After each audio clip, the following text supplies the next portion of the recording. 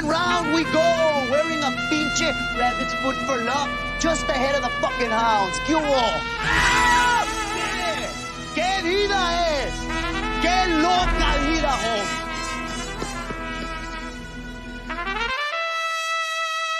Como decimos en México, hay que dejarnos de mamadas. No hay que... Los cinturones aquí se hacen a un lado. Hay que pelear por honor y por gloria nada más. I invite him into the ring, and like we say in Mexico, we don't fuck around. We don't fight for rings and stuff like that. I don't fear anyone. En este deporte no se viene a jugar y no le tengo miedo a nadie. We don't come to play in this sport. I fear no one in this sport.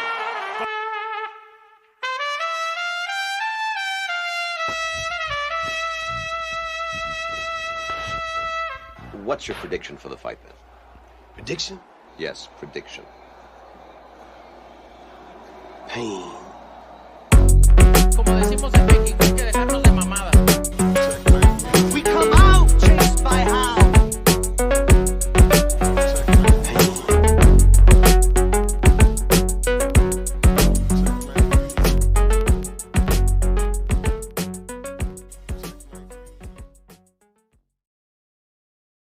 Hispanics are causing panic, baby. Let's do it.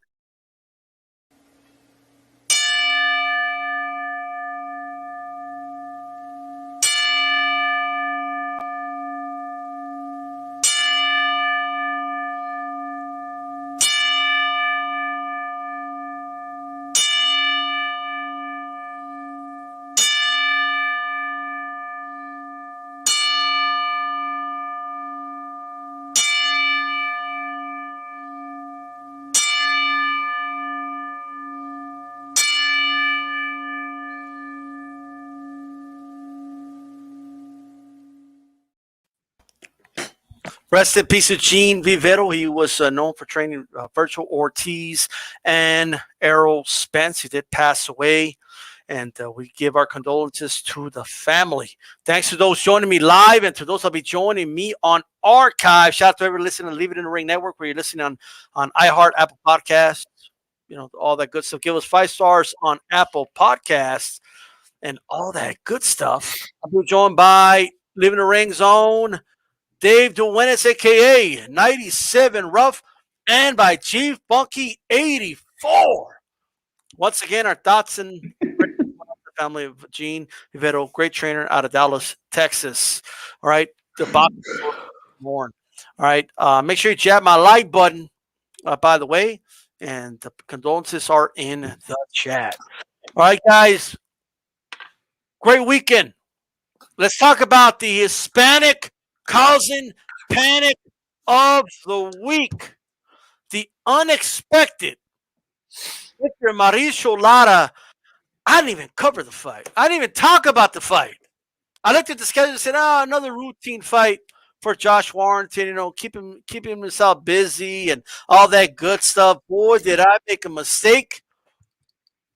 That's why you don't assume in the sport of boxing. Hey, Dave, talk to us. Lara stopping Warrington. Hispanic cause panic of the week. But what were your thoughts on that? Did you see that coming? Oh, I didn't listen. I talked about it on Leaving the Ring Monday night show. And here was the thing. Like, I laid down all the pros that Lara does, okay? He comes forward. He's a big puncher. Had a lot of knockouts on his record. But we just didn't know if his power would transcend to the upper elite level. Like, we knew he could knock out guys that had decent records. We just didn't know if it was going to translate to guys that can take a big punch. We found that all out, you know. Now, Warrington, he handpicked Lara the way, you know, in the Rocky movies, the way what's his name had picked Rocky Balboa. And that's what Amilcar was like mentioning on Monday's show. And I was like, well, you know what? Sometimes when you pick a guy and you think you can kind of like run over him, the way like Golden Boy picked Madonna, everything backfires. And I was hoping for it. And I think a lot of boxing fans were kind of hoping for that as well. But my pick was that, you know, Warrington was just going to throw a lot of punches. And I was saying that the ref probably was going to be merciful to Lara, who gets hit a lot and walks into punches, doesn't know how to give angles and back off. He just knows how to come forward.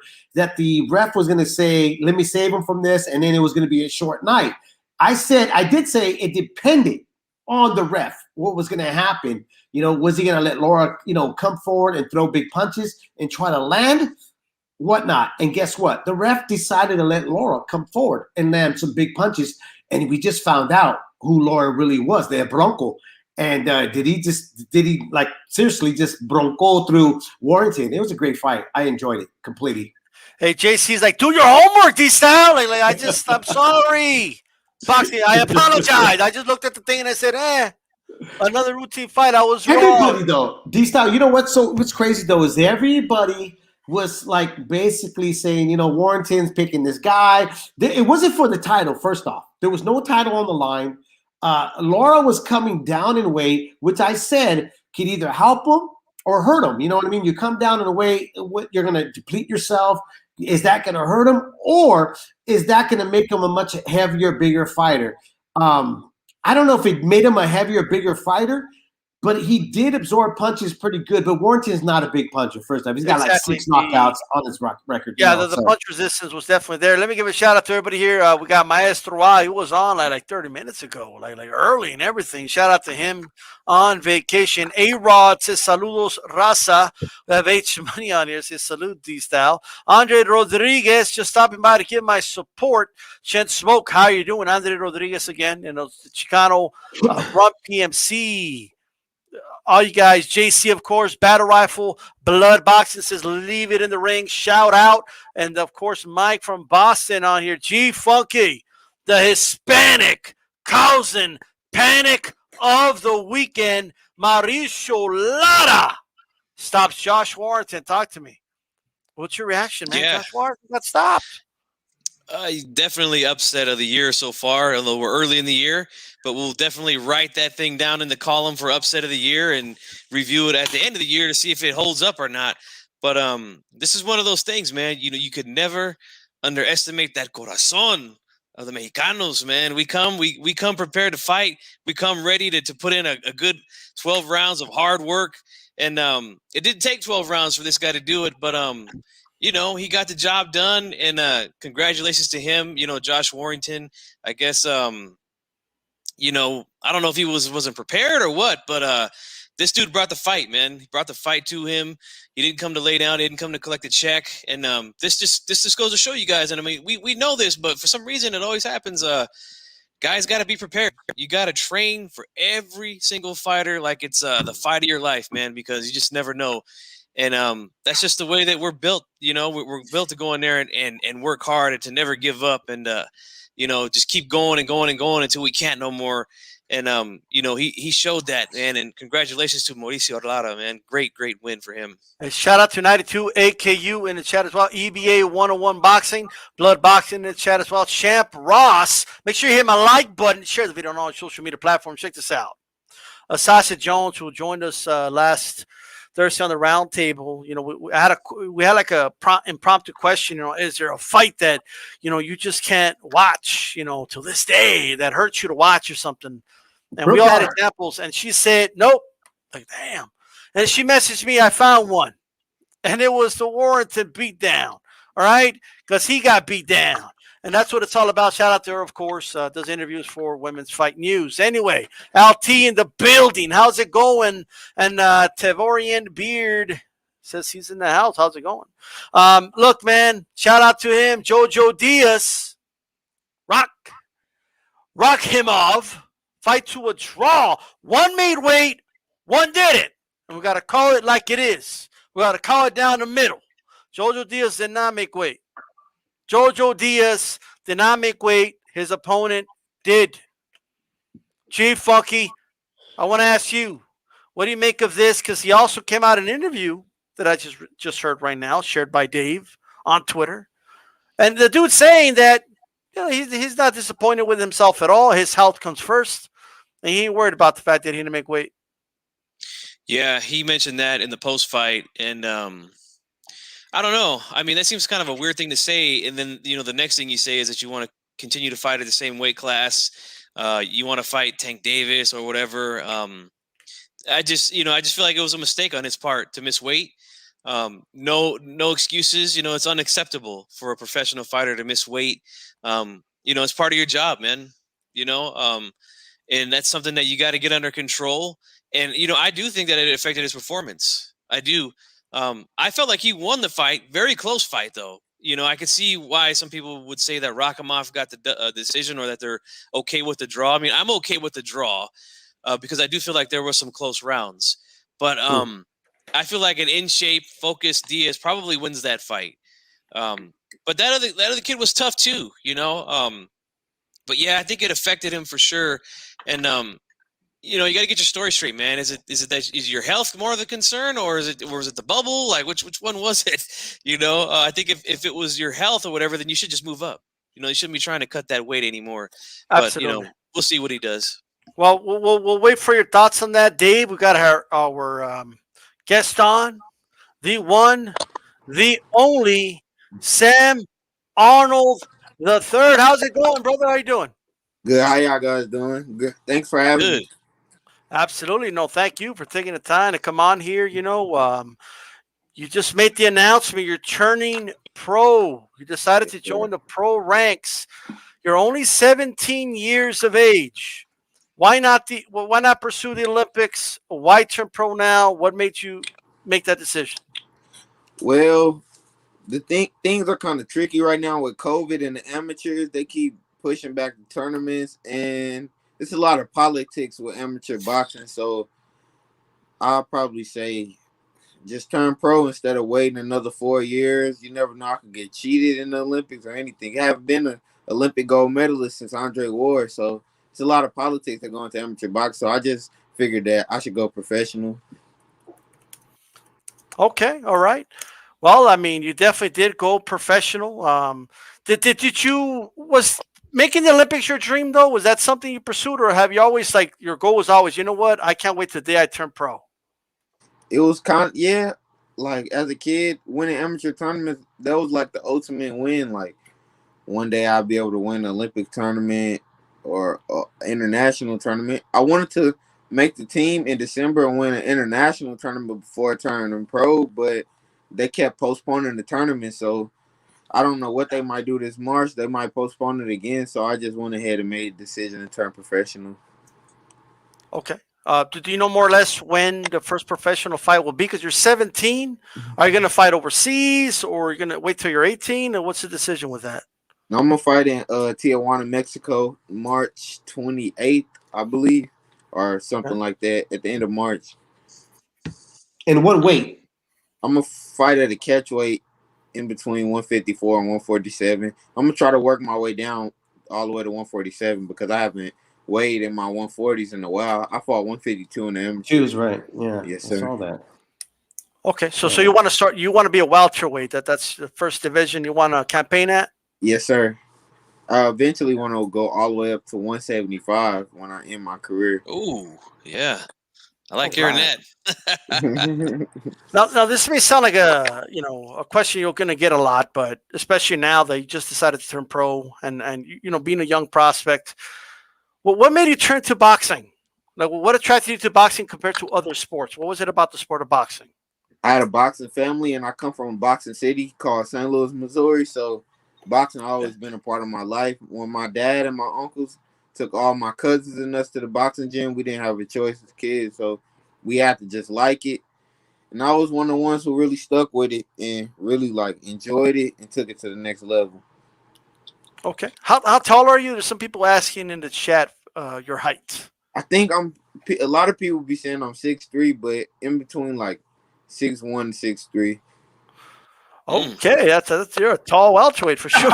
You're only 17, man. You're gonna grow some more. I wish I could say that. I'm I'm in between 6'1", 6'3", give or take 6'4". Yeah. I'm down here at 5'10". That's where I maxed out. We're short Mexicans, That's right. Sammy, let me ask you this, because what makes you different turning pro at 17? We've seen a lot of guys that have turned pro at a very young age, like looking at like Jose Benavides to Frankie Gomez, and it hasn't seemed to like, or even like Gabriel Flores Jr. right now, which is panning out, but we don't know if he's the real deal yet because the man strength. Every time we see a prospect that turns at an early age, everything's always in question about man strength. Do you think your height and being at 147 that's not going to make a difference, or have people told you yet that you haven't peaked yet into your man strength? Well, I know I haven't, but I've been sparring grown men since I was a young teen, probably like 13. So, and I've been in the ring with the best. I done sparred Tony Harrison, Maurice Hooker, and I just sparred Londell Rhodes, Sergey.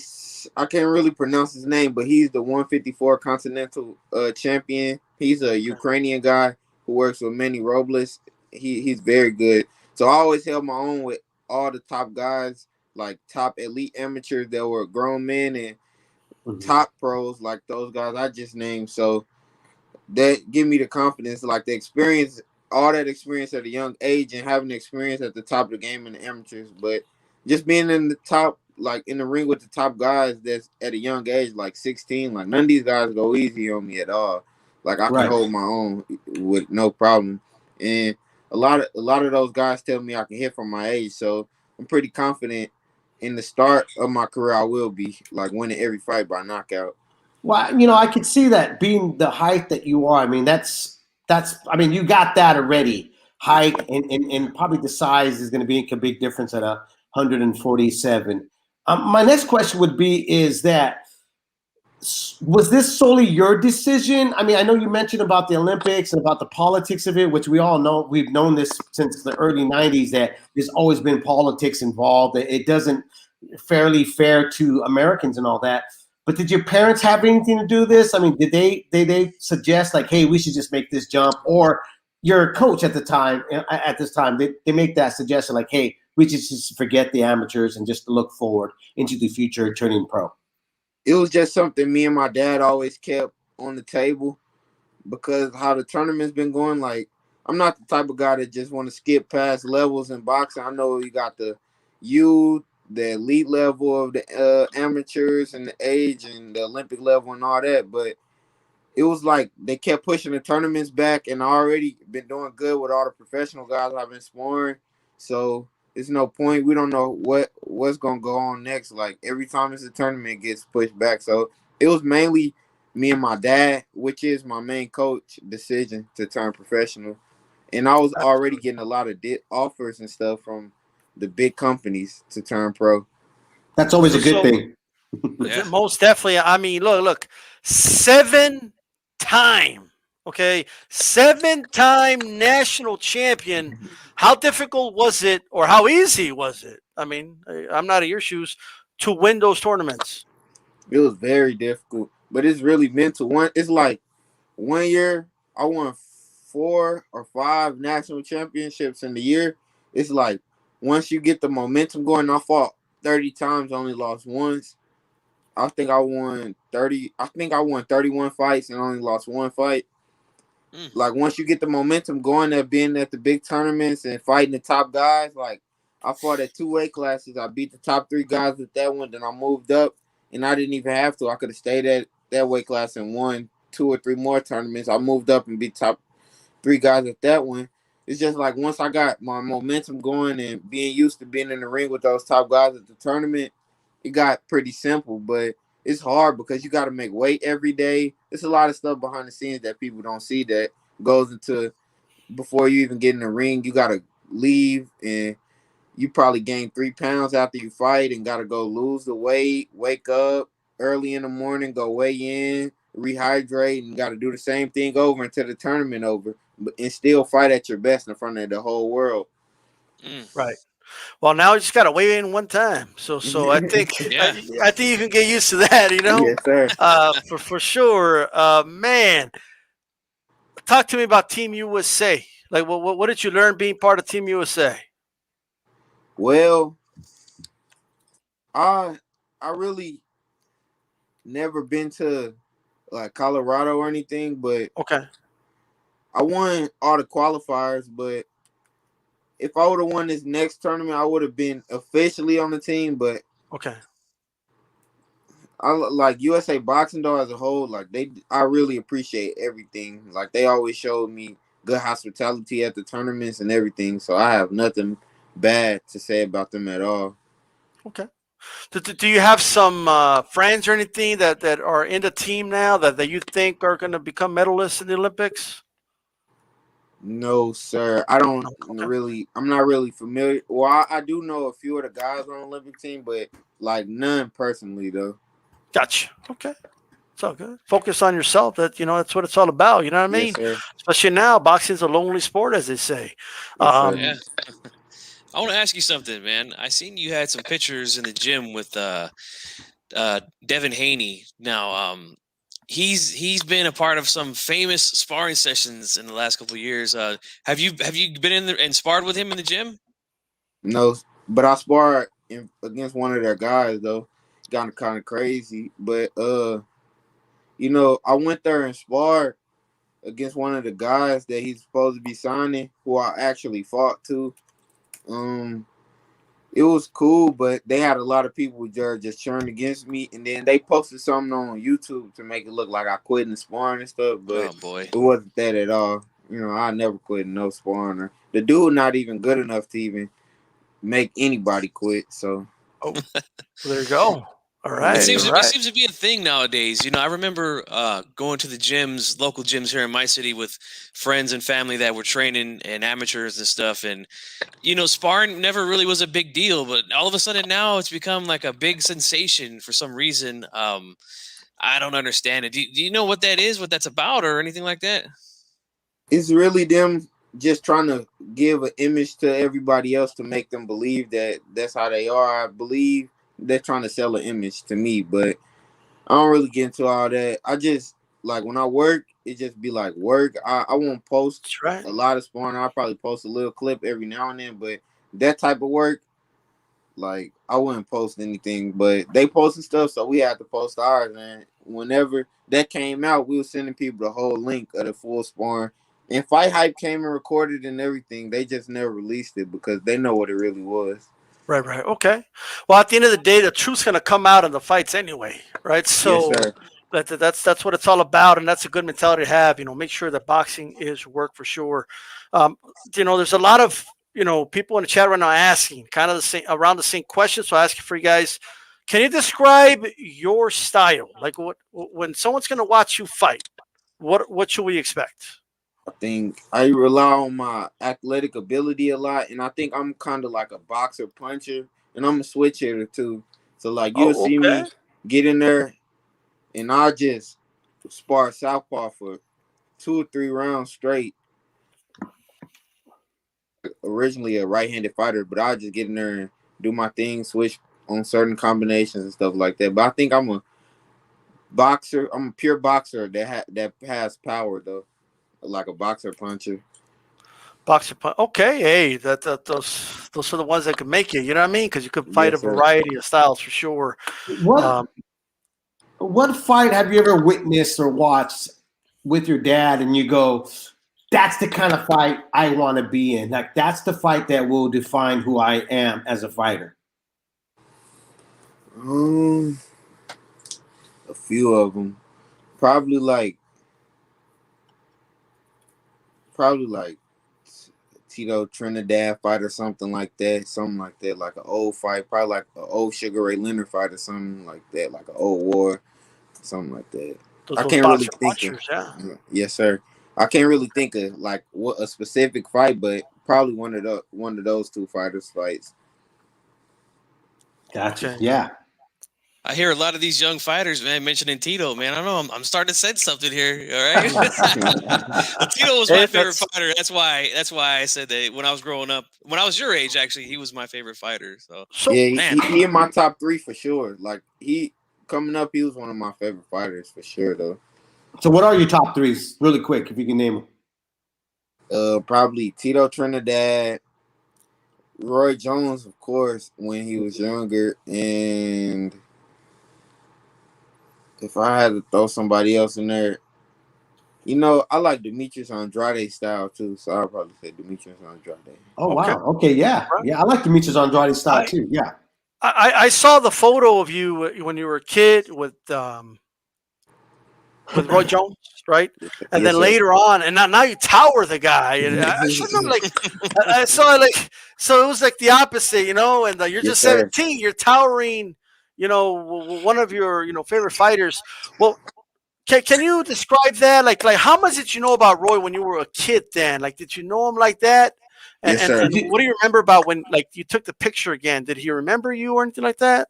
Or did you look down on him and said you must have forgot?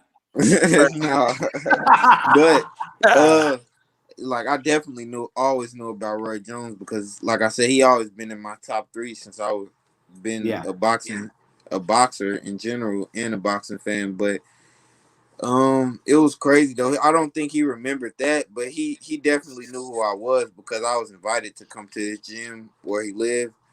So he definitely knew who I was, but he didn't remember that. But it's just a crazy feeling being around those type of guys. But after a while, when you start being around all those type of big name guys, you get used to it.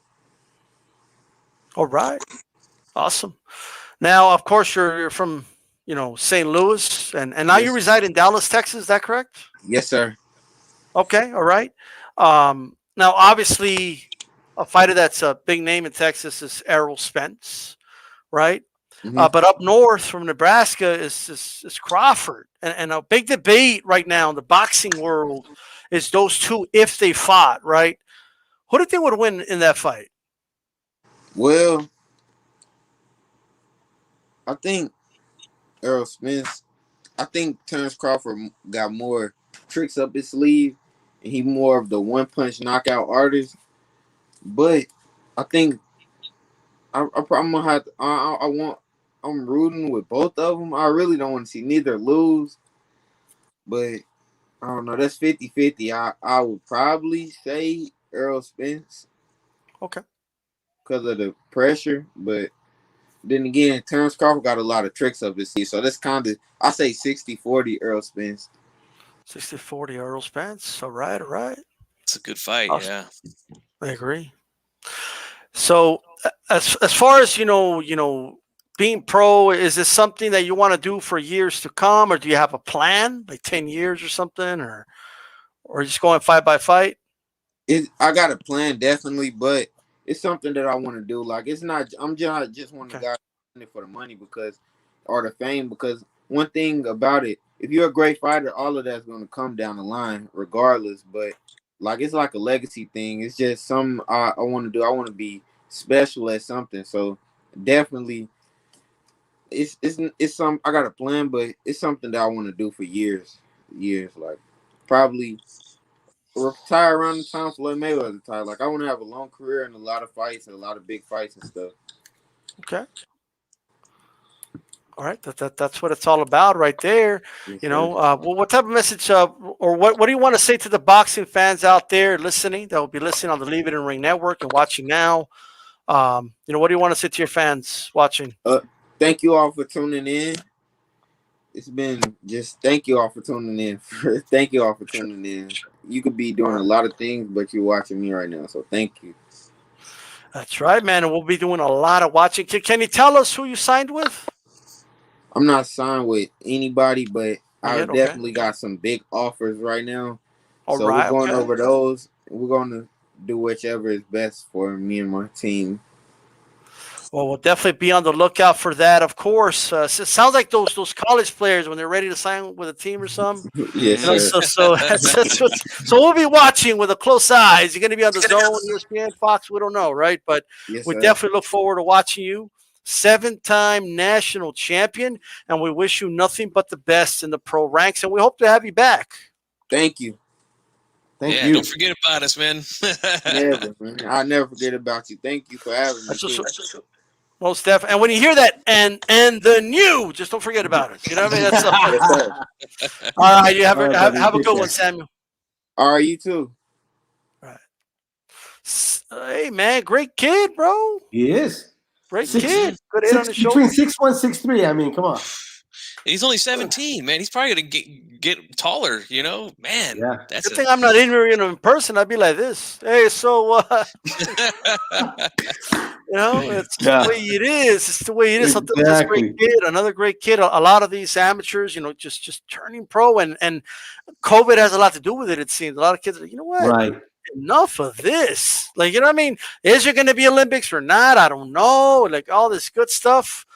Let me go ahead and bring another impromptu guest here on HCP. Make sure you hit my like button, right? And let's bring on Marcos Caballero. Go ahead and introduce him, Dave. Marcos Caballero, the trainer of Chocolatito Gonzalez, who's got a fight coming up. Marcos, ¿qué pasó, brother? How you doing, man? How you doing, David? How you doing? Good, man. Let me introduce you to my co-hosts over here, D-Style and G-Funky. Hey, man, thanks for coming on at such a short notice, bro. I really appreciate it. But I had to get you on either this show or our Monday night show, and I just figured, you know what? I'm here right now. I'm going to get you on and start topping it up because the fight's coming up pretty close for you guys. I just wanted to get some feedback. How's everything going? How's Gonzalez doing? How's he looking? I mean, give us the feel of what you guys feel is. Are you guys on track, or are there any things that is going to maybe kind of set you back a little bit? How you doing, man? Everybody say hi. Everything's going great. Everything's going perfect as we plan it. Training camp is going great. We doing good weight. We're about to next week hit 119. That's the limit by the WBC. So everything's running smooth right now. We're ready to go. We're very excited. Motivation very big right now, so we're ready to go. We can't wait. Now, we can't wait either. I know this is such a great fight. Now, Choco's got he got the win against Estrada before. Marcos, let me ask you, how do you motivate a guy that's got the win? Do you remind him that this is kind of like revamping his life back into the ring because everybody wrote him off, or I mean, what do you do? What is the process of making sure that he's like 100% and he understands how much is on the line with this fight against Estrada? Well, this is more mental than anything. Chocolatito is a 5-time world champion. What can you teach him? So when I got Chocolatito, it was basically bring back who he was. Everybody put him down. Nobody thought he will be the same after a knockout. You know, in boxing, that's sad because, you know, sooner or later you're going to lose. But a lot of times you come back stronger. And my job was more mental than anything else. I mean, I can't teach him combinations that he already knows. He's a fighter who throws so many punches through a round that, you know, what can you do? Can't make him stronger, can't make him faster. But I can work with his mind. And that's what I did. And seems to work good. We got 4 fights, 3 by knockout, 1 championship, and he's been doing great. And I think this coming fight, it's going to be no different. Chocolatito everybody knows his style. He's a fighter who throws a lot of punches, and it's a fighter who knows what to do in the ring. Absolutely, knows what they're going through. They know he's going to face a real tough opponent. If they're thinking that because of the last fight, they thought there was a close fight. I still think that Chocolatito won. If it was a closer than they think, I think Chocolatito still pulled it out. It'd be no different. You can run, but you can hide. So it's going to be a fight that everybody's expecting. It's going to be a fight that everybody's going to be excited. A lot of people can't wait to watch it. Are you, because I guess the narrative is by a lot of boxing fans is Chocolatito is on the downhill. He's not the same guy anymore. But Estrada, he's the best in the division now. He's better than he was then. Do you believe that? Or are you in line with that? But you look at his record. Chocolatito has 50 wins, 40-some knockouts. He has 2 losses. Actually, 1 he lost. The other one they robbed him. It was a controversial, decision. If you look at it because it's down the hill, he got 4 wins in the last 2 years. 1 world title. Gallo Estrada is a champion. So he's a fighter. Chocolatito's been thrown on the last fight. He threw over 1,200 punches. Not every fighter throws 1,200 punches on the fight. So how can you make him slower? How can you make him older if he throws the same amount of punches? when he was younger. Now that he's older, all I can do is just motivation, keep him strong, do what I have to do through this fight, work any angles or anything changes that we have to do. We practice that. If we have to run, we have to move forward, we have to box, whatever we have to do, we practice that. And the fight, it is what it is. It's going to be a tough fight. They know it, we know it, and whoever's well prepared will take the win this fight. Yeah, you mentioned how he's a veteran, very experienced. He was a top pound for pound guy. You don't really have to do much with him, but going into this fight, this is a big fight for him and El Gallo. But do you have a specific game plan, or are you just going to let him go out there and be himself?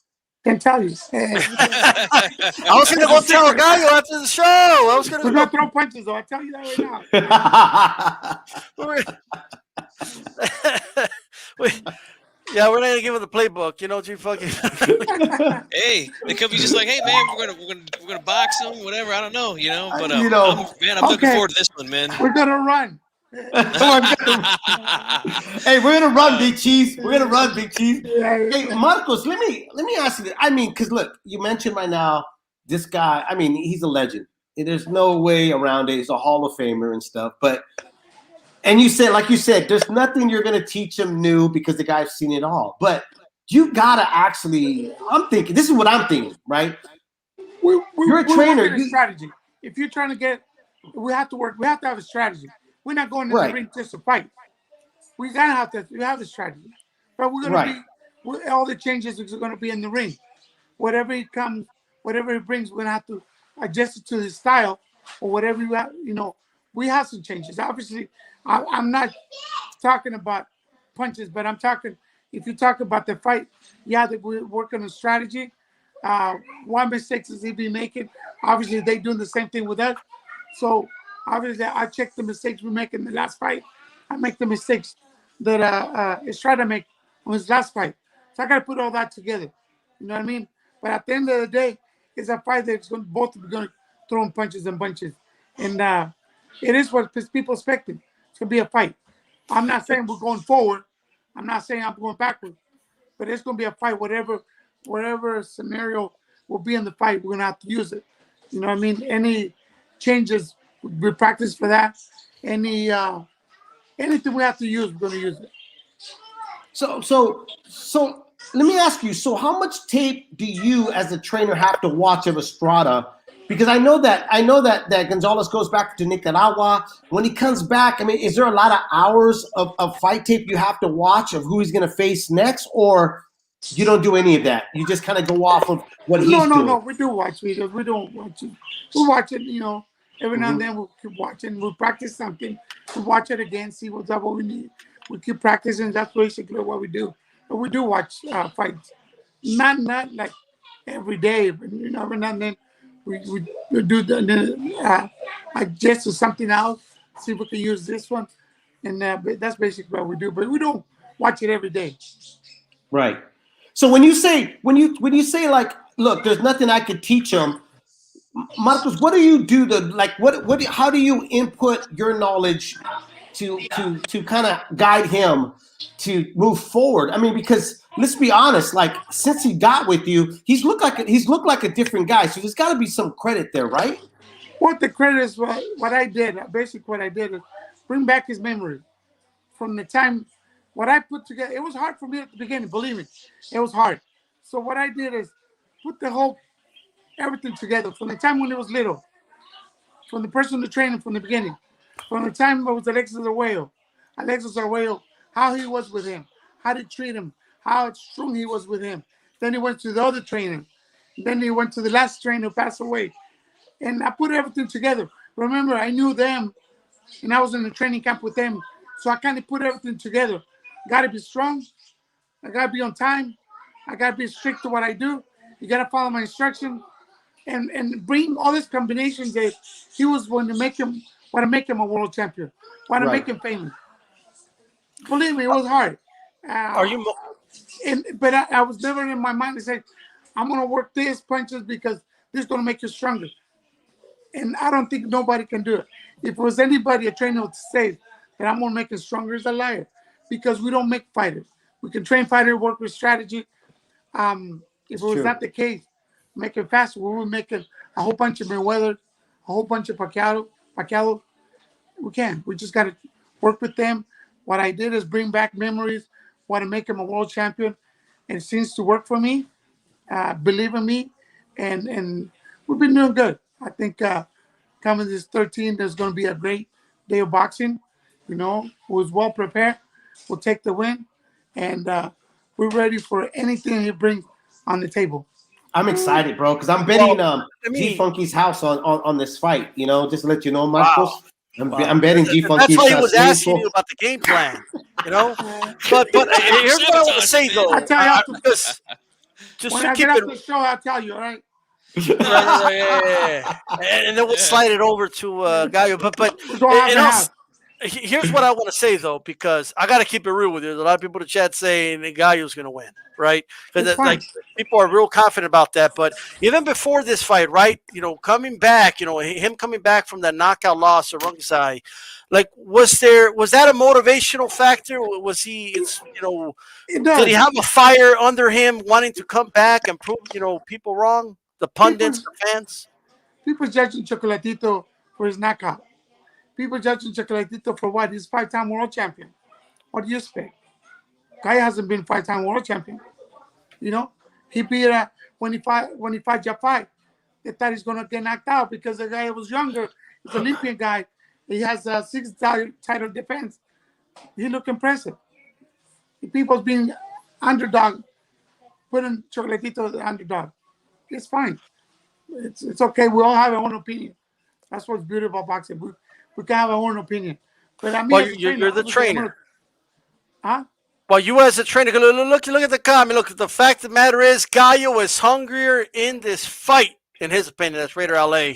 People are questioning the hunger of is he still hungry? Does he still want it? What do you think? What are the fans missing here about Chocolatito? What is if that? If he wasn't hungry, he would have knocked out the world champion. You know, he's still world champion. They're both world champions. He has 2 losses. One that he didn't lose. The other one, believe me, everything happened when he's trying to pass away. It was not the same. They picked another trainer, which he was good, but it was not the same feeling. It was not there for him. Then he goes to Japan, to different styles, different type of training, and it was not the same. You know what I mean? We came back, and they would start winning this fight. I was all confident. Chocolatito's a fighter. Once he gets in the ring, he's going to adjust to anything. You think he will win? 42 knockout. That tells you who he is. He's been fighting for a long time. So what are you telling us right now, speaking to the fans, there's nothing missing when it comes to hunger, dedication, you know, the will to win. He's so like there's nothing in Chocolatito at all that you believe is missing. He's 100% ready for this fight. It's 120% ready. We are ready. We're training for one of the top fighters on the 115, and we know what we're going through. We know who we're going to face. And for that matter, we're going to put 100%, and we'll be ready. Believe me. So he's ready. So one more question I have for you, without giving away the game plan, of course, Chief Funky. But you know, do you believe Chocolatito? I'm sorry. Gallo Estrada is better than the first time he fought Chocolatito. Do you believe he's? I know you think you're going to win, but do you think he's better, or is he the same guy to you? Wait, Papi. I gotta tell you this. We'll see on the day on the 13th. We'll see.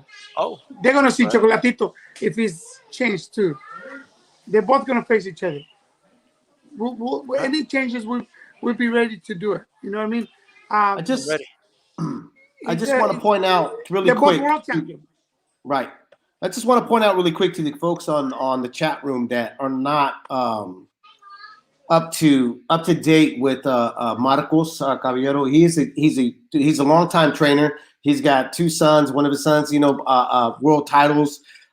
He's a very experienced trainer. He's been around the block more than twice, 3 times, 4 times. This is not a guy that just got the chance of training Chocolatito. Trust me, this guy knows what he's doing. Just to let folks know and stuff that, or just calling him the trainer and stuff. Thank you. Well, there we go. Is there a lot of people will say, hey, if he beats Chocolatito, again, I'm sorry, Gallo Estrada, I apologize. If he beats Gallo Estrada again, that's a swan song right there. That's a good way to, say, hey, boxing, I'm out. I'm a Hall of Famer, good career. Or is there still a long plan to keep going? Right now, we're just going for this fight. We're getting ready for this fight. Right. Whatever happens after that, come victorious. Who knows? I'm just focused on this fight. They tell me to train for this fighter. I'll be ready for that day. Whatever happens after that, I don't know. It's just we're getting 100%, 120%. Believe me, he's ready. I've been bringing tough sparring, bigger than him, stronger than Estrada. He's been handled very good. Oh, boy. He's been doing a great job. Well, there we go. I just got one more question. If G Funky doesn't have a question, I got one for him. If G Funky, you have anything?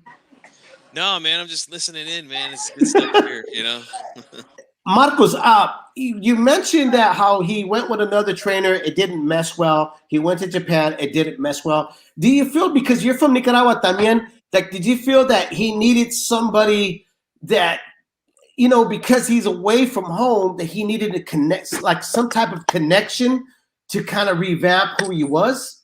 Do you think that has something to do? That's the key to the trainer. That's the key. You have to have a connection. If you don't have a connection, you will never be a trainer. Right. You have to have a relationship with the fighter. You have to know each other. Talk about it. Make him believe who you are. That I have control, and you can believe in what I do. That was the key to this stuff. It was not for me to make him stronger, bring in different Chocolatito. People saying he looks impressive, he looks the best he ever looked before. That's who he is. He's an impressive fighter. And I did not change anything, but confidence back. He's hungry. Hungry like on the first title. He knows he's going, he likes competition. And you'll see it that day. If they thinking he's going to knock out Chocolatito, good for them. Right. If I say we're going to knock out Gallo Estrada, for us too. Right. You know what I mean? It's going to be a good fight. Two great fighters. I just want to find out, did you put Chocolatito in there with Fundora, man? I mean, because Fundora was talking about a little guy that was hitting his knees in the gym and all that. I did. We sparred 4 rounds. 4 rounds. There you go, man. We had to stop it because he was hitting it so much. I don't think he could land a legal blow up on the He's hitting his knees. Wow. Can you name us a sparring partner? Can you shoot some names? That Chocolatito sparring, or is that a secret? Now, we've been having a great training camp. It's one of the best ones. Like I said, we're ready. I'm pretty sure they're ready too. Everybody's giving no credit to Chocolatito. He gets more motivated. We all have we respect each one's opinion. We know what we're facing. They know what they're facing, and that day is going to be a great fight. Fireworks, it'll be popping. Well, if you get that win, I gotta say, I'm gonna put your name for nominees as Trainer of the Year, brother. That'll be the dream come true. Right there. Believe me. I'll eat my crow. One of the best feelings was my son winning world title, and winning this one of the 2 greatest things in the world, to win this belt. And don't forget, I got another. Look at the weird thing. I have 2 world champions. I have a girl from Korea, Yumi Choi. Oh yeah, yes. And she'll be fighting. She's unifying the title in England. That's they right. both have my fighters both have WBA, and we're going against the WBC. Chocolatito Estrada, Yumi Choi against the girl from England. We got to get her here. We got to get her on the show. Let's do it. Let's do it. Yeah. All right, brother. Yeah. Well, thank you so much, man. Thank you, guys. Right. Thank you. I always thank you, David. Thank you for everything, man. Absolutely, bro. Definitely. Yeah. Thank you for coming on. The Spanish Causing Panic on the Leave It in Ring Network. You have yourself a great day, brother. Thank you. All right. There we go, guys. There we go. Hey. Man, I feel bad not wishing him. I feel bad not wishing him good luck in the fight because I got money on the line, you know? Well, I got your house on the line. He is thinking about his moolah. That's what he's doing about it. Make sure you jab my like button. Right, to thank you guys for tuning in to Hispanics Cause and Panic, February 16th edition. We still got more for you. Make sure you share this on all your social media platforms. Hit my like button. And let's keep talking about this. We are going to talk about the fight, Berchelt versus Valdez. Calix will be joining us shortly as well. Check it out. Dave, give me your thoughts on Jojo Diaz not missing weight, bro. That's where we left off. Oh, I'm sorry. I was reading a text. What was that? Jojo Diaz missed weight. What are your thoughts on that? Oh man, I talked about this on Sunday's show on Quick Takes, really quick. I'll just give you my quick rundown about this. I don't like the fact that he dismissed the fact that he missed weight. Because here's my thing. It looked like already he was like playing the blame game against everybody else, and he didn't want to take responsibility and accountability that he missed it. I thought Rakhimov won the fight. I know that G-Funky had it a different way. I thought he took it. I thought he was more active. I thought it did affect the way he looked. And I also said this on the Monday show that if he didn't come in serious against Rakhimov, that we may not see the same performance that he had against Tevin Farmer, and we didn't.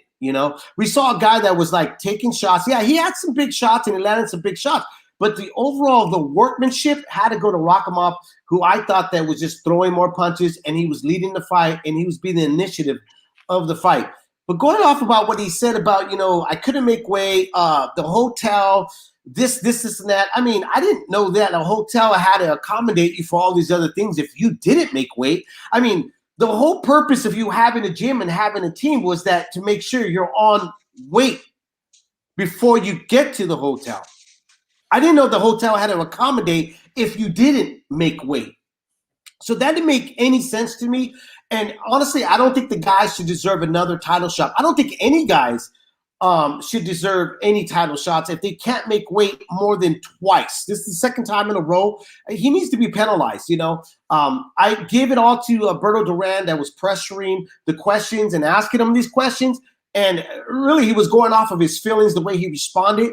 Maybe the kid's going to look back. Maybe the dye's going to sink into his skull and he realized that he said some really stupid shit in a response to Berto Duran's questions. I don't know. I'm not saying I don't like Jojo Diaz. I like him, but you know what? You got to get your shit together already. Hey, I have a song from What's the Hotel Got to Do with It? You know what I mean? Well, really? What's going on over here? The hotel didn't have it for me.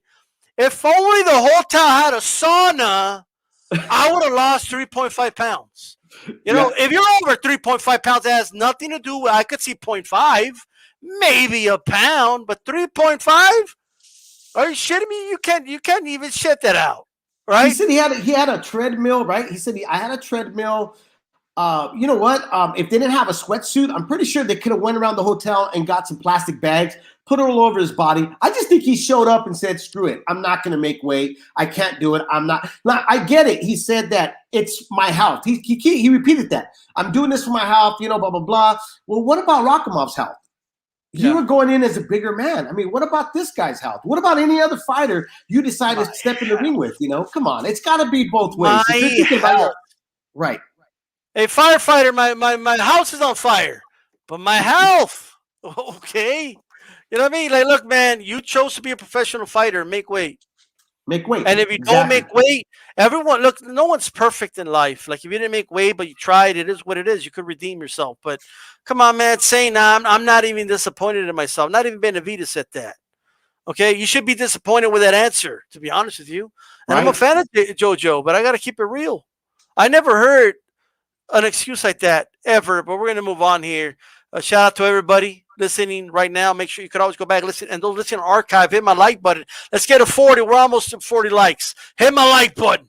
You know what I mean? But check it out. Gabriel Flores will be fighting, and we hope to have him on Hispanic Cause and Panic soon. To talk behind the scenes to get him on. Okay, Jason Velez. You have any opinion on this fight and how you think it's going to go, Dave? Is there, can this be a shocker? Can he pull the upset here? I think Jason Velez is going to beat him, to tell you the truth. I can't lose. He's going to come on Hispanic Odds and Panic. Flores has to win. Look, can't lose. I like Gabriel Flores. I just think that, you know what, and that's why I was asking the youngster that came on with us earlier about man strength.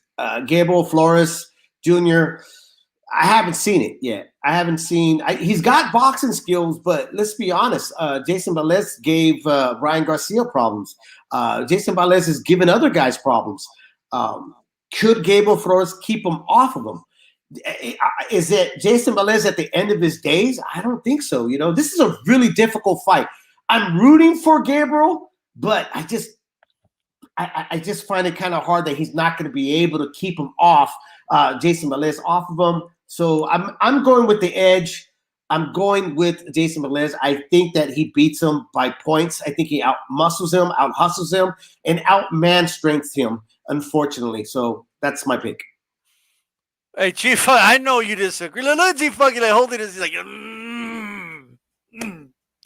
Talk to. I'm not going to speak for you, Chief. Go ahead. No, he's going to lose. He said. Dave makes some great points, man.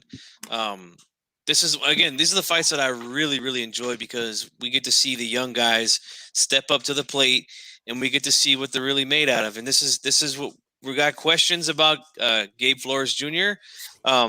These questions are going to be answered or they won't be answered. You know what I'm saying? So we'll see what happens, man. I think that Flores has got the good hand speed, good boxing skills. I think he should be able to win this fight. I don't think he's going to knock Velez out, but I think he should win the fight if he's that guy, and I do think he does have the goods. I do think he can get to that next level. But we will see come Saturday. I am rooting for him. He lives near where I live. So, I got to give the local guys some support. And but I do think he's got the skills and the hand speed to do it, man. And I don't think there's any denying that. Like he does. Like I agree with you, G Funky. He does have the hands. You got the speed, the skills. I just question the power. Like, does it keep? I mean, because you can have all of that. He is receptive to get hit a lot. We've seen like he draws out fights a little longer. He's almost like in the same bracket of Shakur Stevenson, in my opinion. Like we don't know who they really are. It could be a really close fight the way we just saw this past Saturday, like Adam Lopez versus Jason Sanchez, which I thought Jason Sanchez did enough to win the fight, but it was that close. I think Gabriel Flores Jr. is always going to be in those kind of fights that guys can kind of like not be mystified by his hand speed and his skills that can walk through that. It's going to make it very close fights. That's the only problem I have with them because we don't see that matureness yet kind of build up. He doesn't have that mature power yet, in my opinion. I believe in Gabriel Flores. I believe he's going to win. I think it's going to be a tough fight, of course, but I think he's going to win the fight. That's right. It's definitely the fight of his life so far, man, in his career. And these are the ones, like I said, these are the ones that I love because we get to find out. We get to find out who's who, what's what, and I can't wait, man. But shout out to the 209 Stockton, man. Let's go, baby. Hey. And shout out to our guests from earlier today, of course. Sam Arnold was on here and all that good stuff. So make sure you guys could go back and check that out. Look, man, we still got more to go. You know what I mean? More to talk about. You guys can check that out on ESPN. It's a hell of a card. Sanders Zayas, make sure you guys check him out. I don't know if he'll be on ESPN, but he'll for sure, if not there, he'll be on ESPN Plus. Young Puerto Rican fighter. And I'm telling you guys right now, man, I think he's going to be some. I think there's a bright future in front of him. I cannot project yet how far he'll go, but I know for sure we're going to be seeing a lot of him, and he likes being with Top Rank. Top Rank likes to have those Latino fighters, and they get a lot of Puerto Rican fighters, and they promote them how they promote them, and they like signing with them. So we will see. We'll be talking Berchelt about this in a little bit, guys, so stay here. Don't go anywhere, and all that good stuff, okay? Check it out, man. Check it out. Bro, before we talk about the main event, let's go to Showtime for a little bit, right? Boxing has this thing, right, where it pretends it's like the most popular sport in the world in the USA, so it competes with itself. Like I mean, it's like we're not cramming for anything that anyone will watch it. So let's just put 2 cards in the same night. Adrian Broner's back. He'll be fighting Santiago. I watched some of Santiago, not a lot, but I watched some, and I don't know if he's ready for an Adrian Broner, but I don't know. Does anyone know the Adrian Broner we're gonna get? I don't know. I keep hearing, Batista, he has a 6-pack now, and hey, D-Style, but he's working hard over there in Florida. Hey, D-Style, I mean, he's taking it really serious this time, for real this time. Sometimes though, even though they're not consistent, they come back serious for at least one fight. Is it that fight, you funky? AB. You know what? This is a fight he's supposed to win. So I'm expecting him to win. But you know how it is, man. A focused AB, ain't nobody beating him. You know what I'm saying? But in all seriousness, I can't remember the last time this guy won a fight.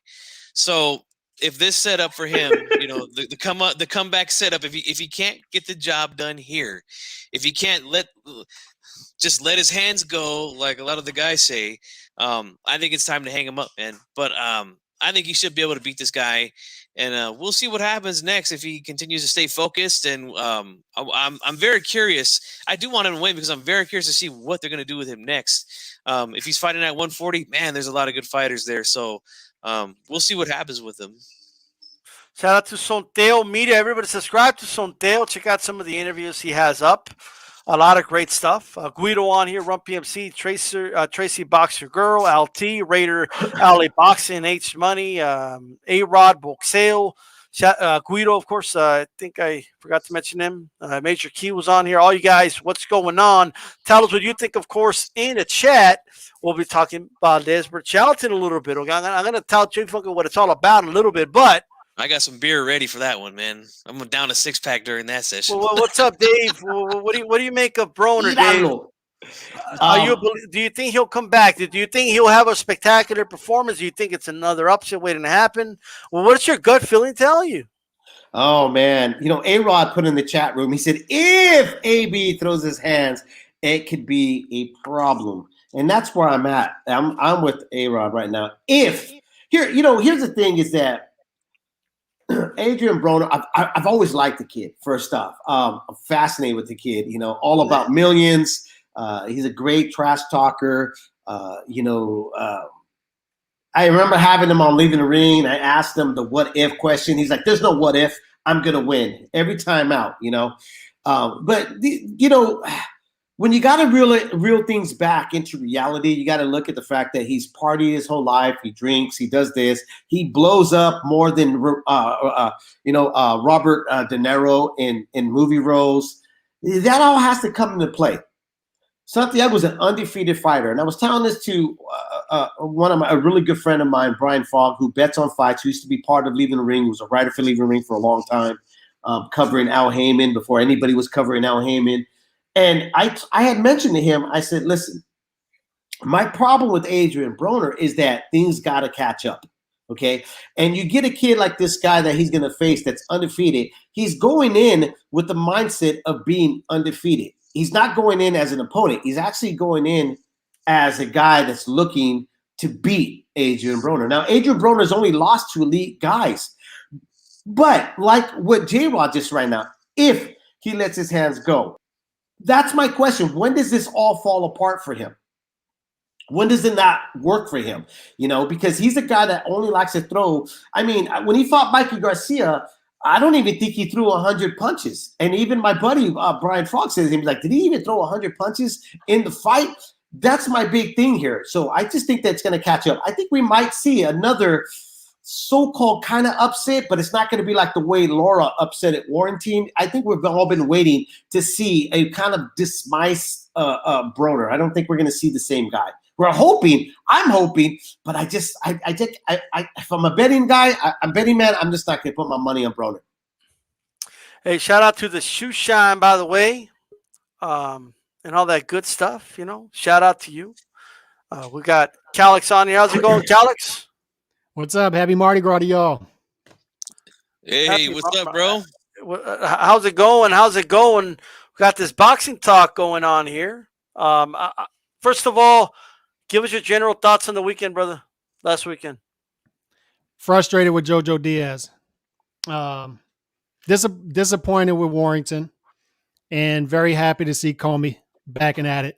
You know, Comey winning is good for the 135-pound division because it gives you another gatekeeper. It gives you a guy who can punch, a guy in his prime, who these young lions can test themselves against on their way up the ranks. So it's good to have Comey in that division as a live dog at 135. And it was good to see him come back after that tough loss to Teofimo Lopez, and by brutal knockout. Never go straight back against a puncher like that.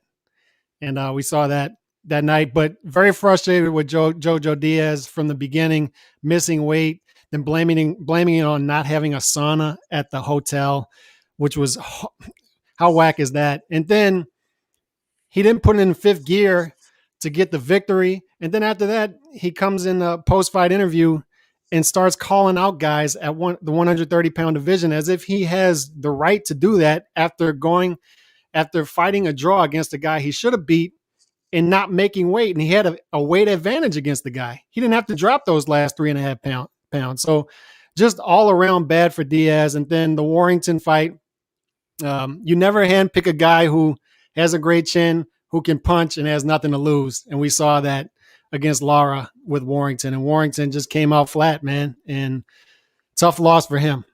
But entertaining weekend, man. It's good to have boxing and the fights back to talk about. That's, you could say that again, and a good old-fashioned upset has never hurt anybody. That's for sure. Shout out to Run coming up this weekend. Shout out to LT, a Run PMC on something he ain't supposed to, bro. He had bad luck, and all right, you guys are talking about some other stuff. But Warrington went toe-to-toe with the wrong guy. Share picking gone wrong, says Shoeshine. Shout out to Elliot Caves on here. All right, JC, how's it going? And check it out, man. I agree with all that.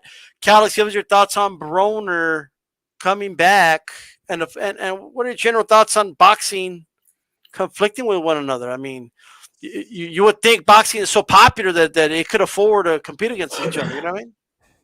Right. We've talked about this for years, the counter program in boxing when there was Showtime and HBO. And on Friday nights, you used to have Friday night fights and then Showbox. You could at least move the times around. But if I had to pick between no fights, which we've had in 2020, we had a lot of no weekends with no fights, obviously. But if I had to choose between that problem and this problem, I'll take this problem all day. I can watch one of them the next morning or later on that night. Sure. However I want to do it. So I'd rather have this issue. It's just good to have these fights off and popping again. I agree with that, man. Getting boxing back together again. All right, guys. I want to talk about two heavyweights here. Shout out to Mr. Boxing today. By the way, who's down with HCP? Let me know if you're down with HCP in the chat. We got Otto Wallin, or Otto Wallin, however you want to pronounce it, against Dominic Breazeale. You know, interesting fight. I got Otto Wallin winning that fight. I think Otto Wallin's going to pull it off. He showed me a lot. I felt like he was outboxing Fury early in their fight. And believe it or not, I think like the cut hurt him a little bit. You know, I'm not saying, I think Fury would have figured him out anyway. But I think the cut, he started targeting that cut, you know, because like a shark, you know, smells, you know, blood, it goes after it. And I think that's what he was doing in that fight. You know, and he kind of lost track of what he was doing. He was throwing a nice jab to the chest, kind of froze Fury up a little bit, and he was giving him problems early. And anyway, just in general, he did cause a cut, and that was a hell of a fight.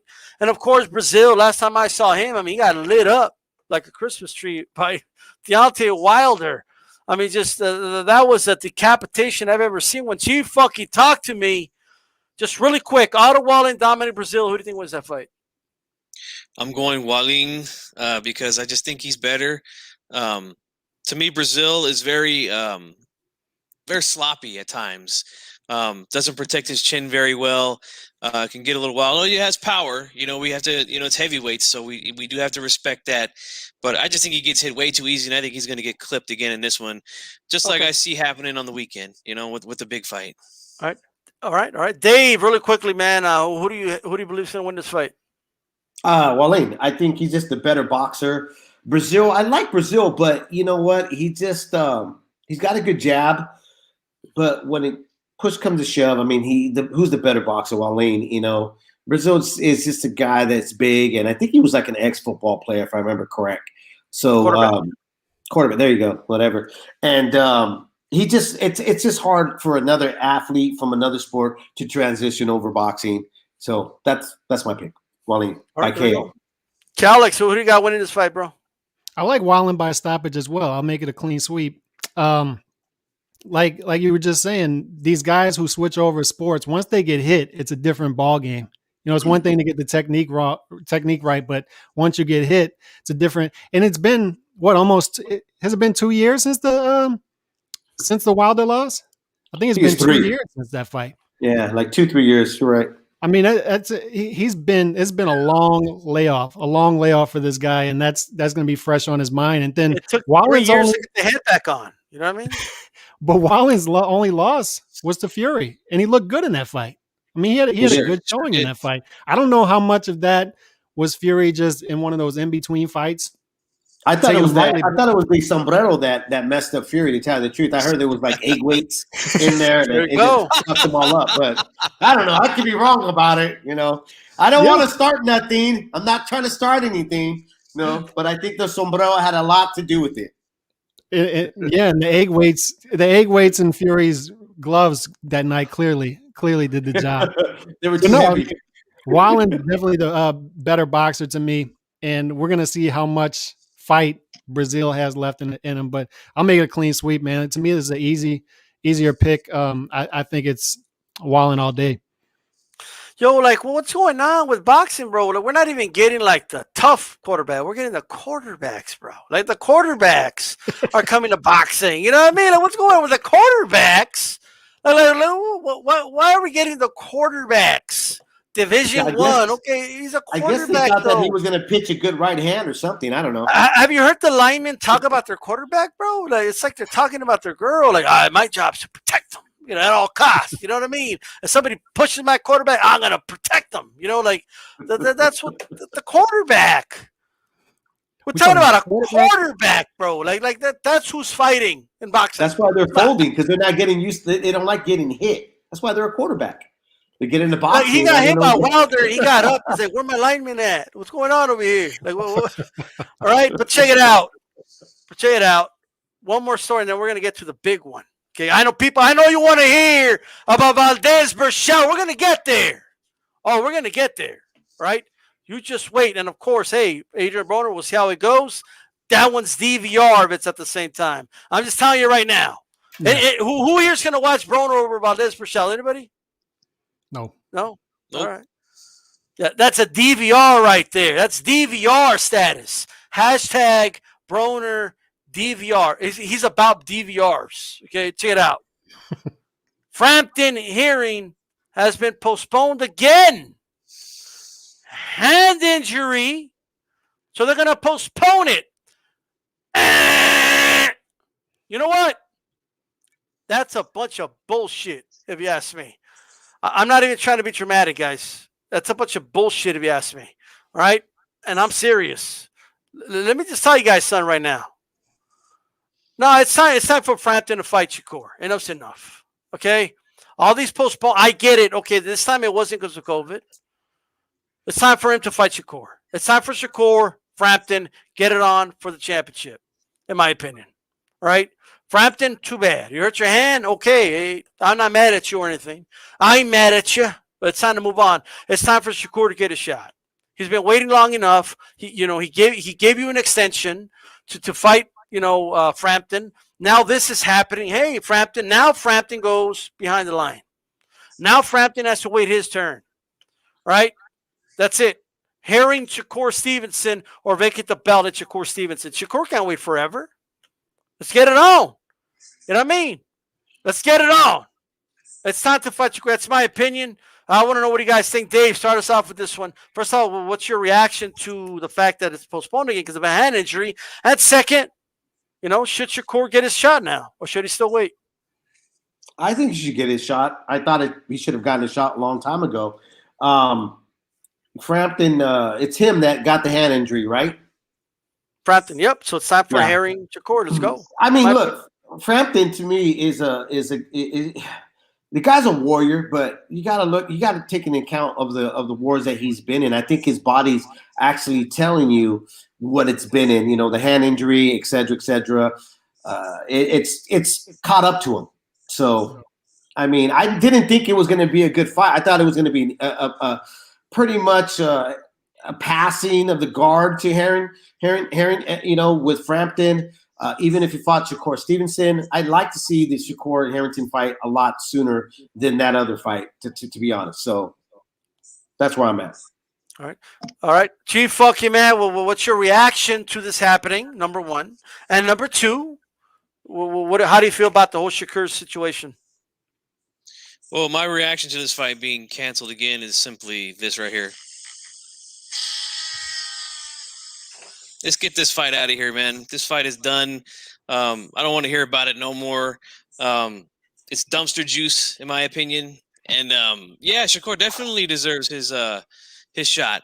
It's time for Herring to get in there and let's get this thing on, man. Shakur's another guy that I want to see in there with a guy like that. So yeah, let's take this fight, Frampton Herring. Get it out of here, man. I'm sick and tired of hearing about it. There's always something weird going on with that, so I'm through with it. Yeah. Plus, he could always, hey, get your hand better, and then, and then come back, and you could fight the winner or something. That's my opinion. Calix, what's your reaction to this fight being canceled? And what do you think, man? Do you think it's time for Shakur to get a shot? I'm fine with Shakur getting a shot. Obviously, he's the best fighter in that division. I think we would all agree with that, right? Shakur is the best. 130? At one, yeah. I mean, the most talented? You don't think so? The best is Berchelt. Yeah, best and most talented, different thing. But I think most talented. But he is the better of the three that we're talking about for sure. Right. I think his ceiling is pretty high at that division. A lot of room to grow. But as far as that fight, I don't have an issue with it moving back 4 or 5 weeks, if that's what we're talking about, right? I mean, it's only going to be moved back 4 or 5 weeks. Well, he hurt his hand, so I don't know. I don't know how they can know that it's going to be good in 5 weeks. But I heard it's gonna be moved back to March, late March. So if it's late March, I'm fine with it. But if we're talking about early spring, April, May, then yeah, I'm with you. Let's move this fight out. Let's get Shakur Stevenson. Herring, I would think that Shakur Stevenson easily dispatches of Herring. That's just my opinion of it. It moves to bigger and better things at 130. I see Herring as more of a gatekeeper for these other guys. The guys we're going to talk about later. The guys we're going to talk about later as far as the fights this weekend. I think both of those guys, to tell you the truth, I think both of them are not. I don't think they're going to bring out the best out of Shakur, to tell you the truth. I mean, they just. I like Herring, but he's not a killer. He's a Marine. He's a Marine, but he's not a killer. Let me see your war face. I just don't see the war face out of him. Tell you the truth. I mean, yeah, I think I completely agree. I think Shakur easily walks through both of those guys, to be honest. So I'm not hurt by this fight moving back a month, if it's a month and a half, because I just see this picture playing out as Shakur Stevenson walks through whichever one comes out of that, and then moves on to bigger and better things at 130. And I just think his ceiling at 130 is higher than everybody else's. Maybe I think too much of him, but I think he's going to be the guy at 130. I don't think I think he walks through Frampton, because Frampton is like he's wear and tear. Herring, I think it's a much better fight. I think that's going to probably bring the best out of Shakur Stevenson, but we're not going to get any answers, any questions answered from Shakur Stevenson. I think what I'm looking for from Shakur Stevenson, those guys are not going to do it for me, to tell you the truth. Right. Yeah. And that's why I'm not hurt by this moving back a month. Right. I'm really not. I'm fine with if they move it back a month, and I'm hearing it's late March. That's what I'm hearing. So I don't know what kind of hand injury that is. Maybe a bruise or something. I'm not sure. Well, I guess my frustration is this, right? It's the fact that Shakur it's already gone past the quote unquote extension that he gave them. And to wait again, I mean, My opinion, I mean, Shakur's been ready to go. All right, he's been ready to go. They'll give him a little more money. Yeah, when Frampton tested positive for COVID, he said, "Hey, well, Frampton, I'll fight you," and all of He even told Valdez he'd fight Valdez. He said, "Hey, Valdez, I'll fight you." And Valdez was like, "Quack, quack, quack, quack, quack," But we'll talk about him in a little bit. And I kind of agree with the statement. We don't know how good Shakur's at 130, although I'm high on Shakur, but we'll see. I need to see it. Let's go. I grade the Joel Gonzalez victory a little higher than Dave does, and I think that G Funky does. But and it is a fair point you just brought up that Valdez is one of the guys that Shakur Stevenson didn't seem too ready to get in with that 126. So maybe I'm rating him too high at 130. Stevenson.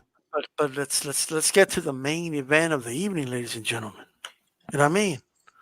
Let's talk about Miguel Berchelt, El Alacrán, going up against Oscar Valdez. I mean, I'm just saying, I know Pump went up a little bit. You know what I mean?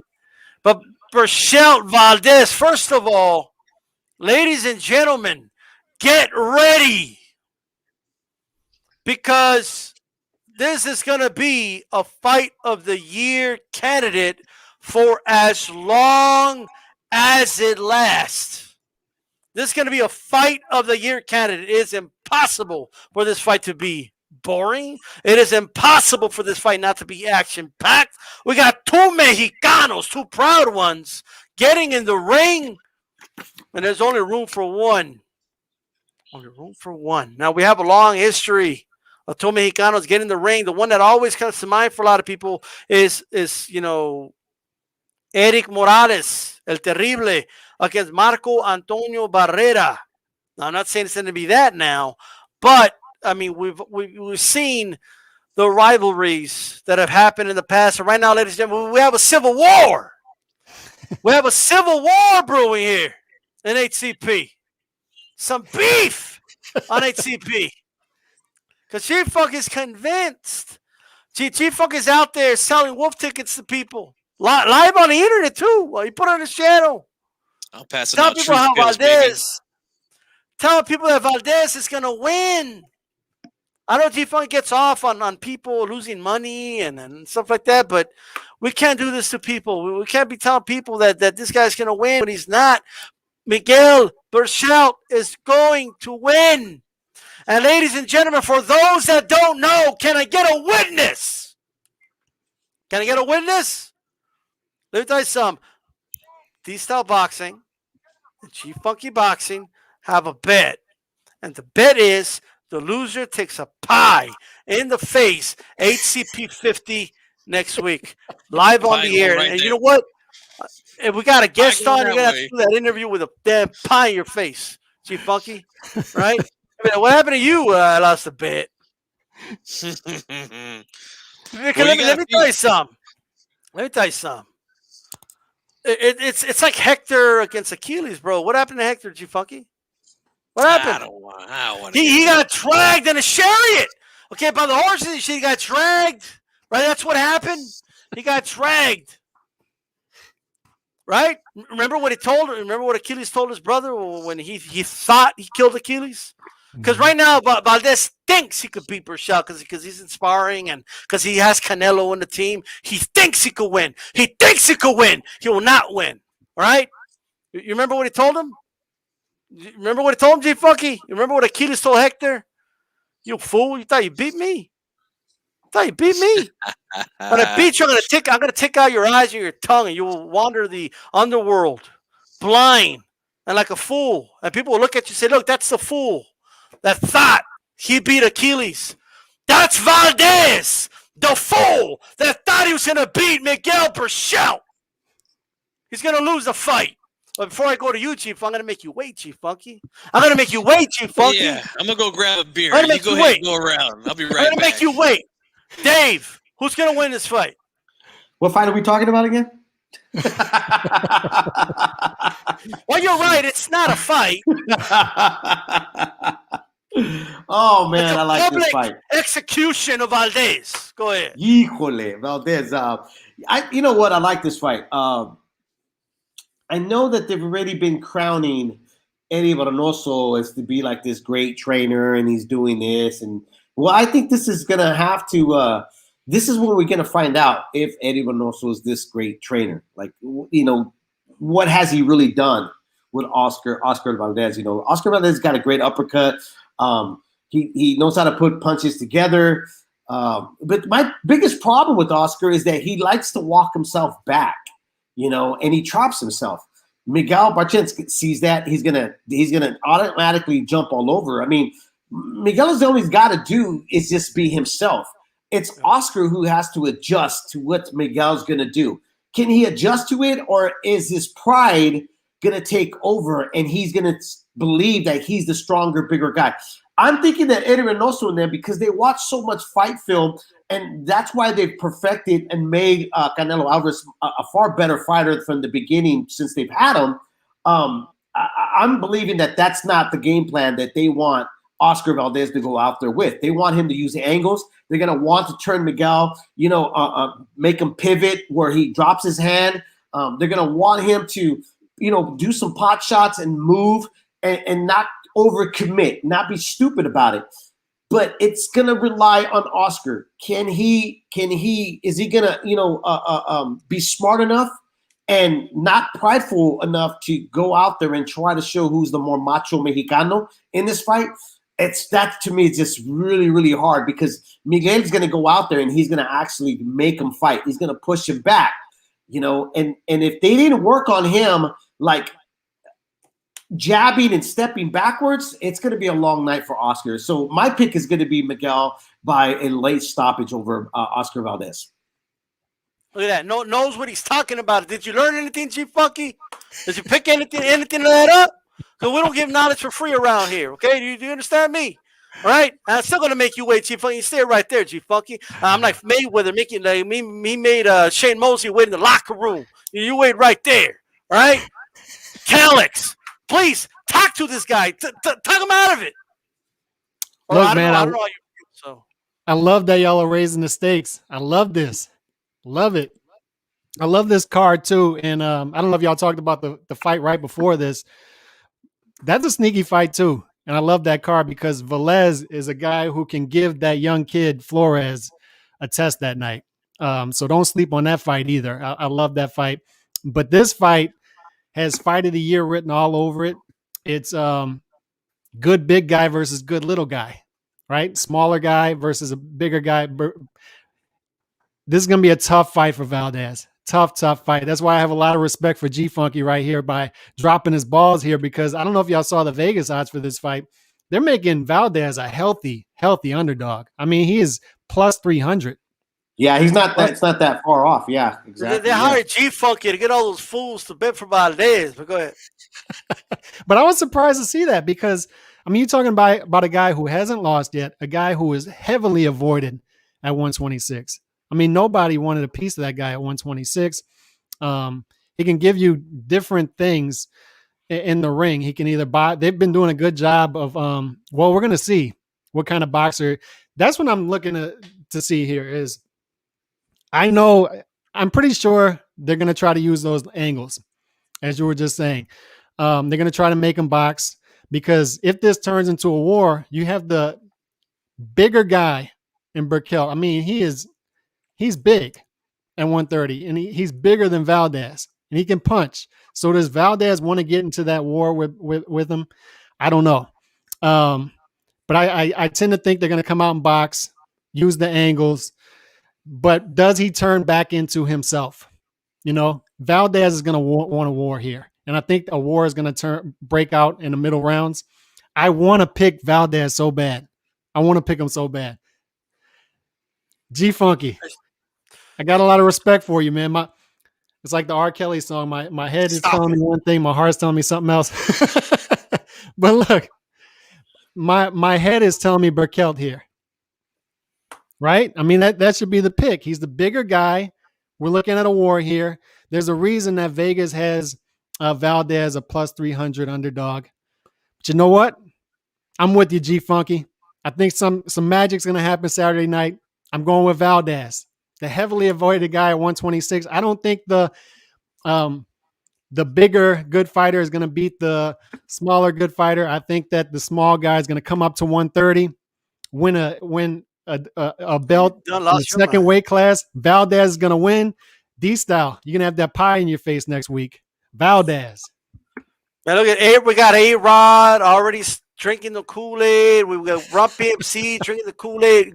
Guido. Alex is a genius. He's a genius. Guido, Guido obviously knows what he's talking about, still lives in reality. You know what I mean? Like, we got Sontel Media, picking Valdez. Chief, fuck you. What are you doing here? Who are you working for to get people to bet for Valdez so the casinos can make money? I don't get it. They're like, oh, no, I'm going to do it. You know what I mean? Shout out to Raw Boxing picking Valdez. Look at this. You should be ashamed of yourself right now. You should be ashamed for convincing these people, these poor victims of your breakdown. You know, you're giving them this false sense of security.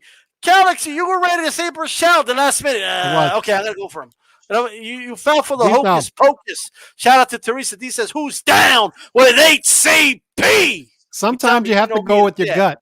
Sometimes you have to go with your gut. And my gut is telling me that Valdez is going to pull this off next week. I mean, this weekend. The only time I listen to my gut is when it tells me it wants Whataburger. You know what I mean? Like every time, like when I'm hungry or something like that. Okay, I don't listen to my gut to pick a boxing fight. I use my mind, and I'm telling you right now, and I'll tell you why. But first, Chief Funky, go ahead. Well, Calix should have used that song from R. Kelly. If you were gonna like reference any song, it should have been "My Mind's Telling Me No." Unbelievable. You hit that note pretty good, man. That was pretty good. No Valdez. No Valdez. It's gonna be Marte. Yeah. That's what you have been thinking about. That's what we're talking about right now. Let me tell you something. Okay. Tell him, G Funky. One more thing, G Funky. One more thing. Go ahead. Go ahead, G Funky. Spew your blasphemy. Spew your blasphemy all over HCP. Go ahead. Look at his face, man. My ears are gonna bleed. Go ahead. I am full of confidence here in this fight, man. I have no doubt about it. Valdez. I thought you were going to say you look constipated, not confident. Hey, yo, G Funky, take off those eyeglasses. Take off those sunglasses and show me you're confident. Show me you're confident because I'm a poker player. Okay, that trick don't work on me. I'll tell you that right now. Go ahead. Look into these eyes, baby. The eyes are the windows to the soul. You're lying. He's going to get the job done. I'm telling you right now. He's going to get the job done. And I'm going to tell you why. And I broke it down. I broke down both styles in my prediction. And let me tell you something, man. You guys are falling in love with this guy, beating up on a bunch of guys that are tailor-made for him. Tailor-made for this guy to look good. I looked up and down this dude's resume. Let me tell you something, man. I have not seen one legit counterpuncher on that resume. They know that that's that man's kryptonite. And let me tell you something. He's going to find that kryptonite Saturday night. Because not only can Valdez counterpunch, but he counterpunches with power, baby. We see him hurt guys all the time. He just knocked out a guy who looked a lot bigger than him in his last fight. He fought through a broken jaw against Scott Quigg, who was a welterweight in the ring that night. That was his best performance, I think. His jaw was broken. The fifth round, he went the whole distance, outboxed him, looked fantastic. That was a really good fight for him. Let me tell you something, man. Valdez, this dude, he's got world-class skills, in my opinion. Defense is good, not great, but man, he can punch. His speed is good. He's much shorter and tighter with his punches than Berchelt is. Now, I'll give Berchelt this. He's big, he's strong. I know you guys fell in love with that. He's big, he's strong, but guess what? He's not better. He's ready to go. Saturday night, it's going to be proven. This guy here is too stiff, man. He's like this. You know, he's punching. He's got a chin up in the Let air. us speak the blasphemy, Dave. Go ahead. He's got the bow and arrow, right? He's coming in. He's throwing punches. He's like this, you know, leaving his chin wide open. Let me tell you, man, you don't want to do that against a sharpshooter like Valdez. This dude's going to be tasting those left hooks. You're mentioning things that Reynoso would direct him to do. My issue with him is he walks himself backwards. I mean, Marriaga was having a lot of success against that. That was that fight there alone. The pressure of Marriaga alone showed me that he doesn't know how to deal with it completely. He lets his emotions kind of get over. Go ahead. I'm sorry. What were you gonna say? I was saying, grill him, Dave. Grill him. Yeah, that was my whole thing. That's my issue with Oscar is that he, like, you're talking about angles and counterpunching, but he didn't do that with Marriaga, and Marriaga is not Berchelt at all, you know. And that's my only issue. Could he do those things that you guys are mentioning?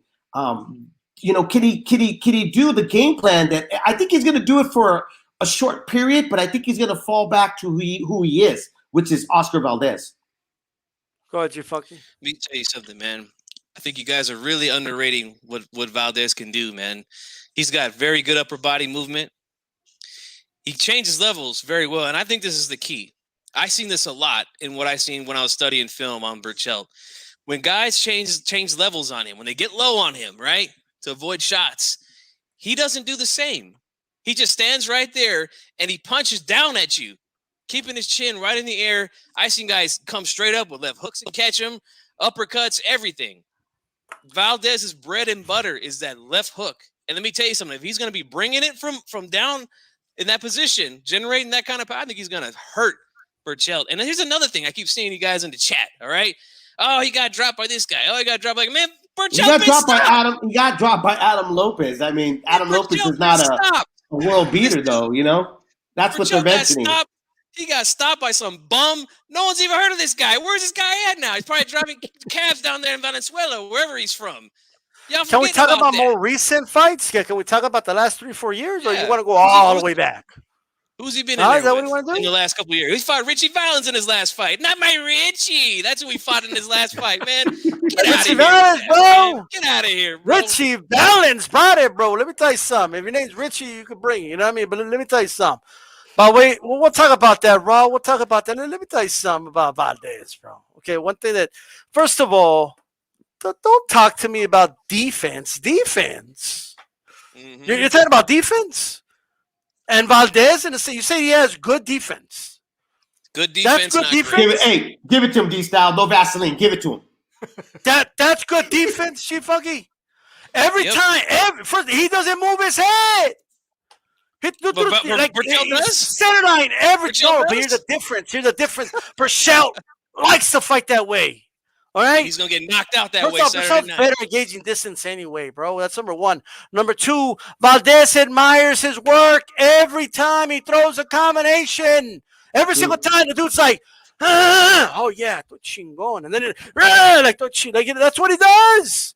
Every single time. Go watch the film. How can you, almost all the times he knocks a dude out, they were hitting him too. Dude, baby. This ain't defense. You never heard me say out of my mouth, oh, Bercelt's going to win because he's got good defense. No, he's just going to outdog him, dude. It's going to be two pit bulls. It's going to be two pit bulls, and he just got bigger jaws. It's that simple to me. Two pit bulls in the ring, and he's got bigger jaws. Point blank. Point blank. You could talk about that all day, dude, but that's an oversimplified exaggeration of how Berchelt fights. Okay? That's how he fights. He's also a battle-tested warrior. Valdez just ain't that dude. Plus, let's talk about this. Oscar Valdez has an identity crisis. He doesn't know. Does he want to fight like Canelo? Does he want to be a counterpuncher? Does he want to be aggressive? Because the only times he's successful when he's aggressive. Dave, is he better off with Reynoso, Valdez? I don't know yet. That's what I'm saying. I think this is going to be not just a test for Oscar. I like Oscar. I mean, I've been a fan of Oscar Valdez for a long time. I actually thought that the kid was like remember we were kind of like really shallow of Mexican fighters. And I thought Oscar was that kid that, oh man, this kid's going to be the it factor for us really soon. But he never seemed to grow from where he started from. Like where he's at now, he's still the same Oscar Valdez.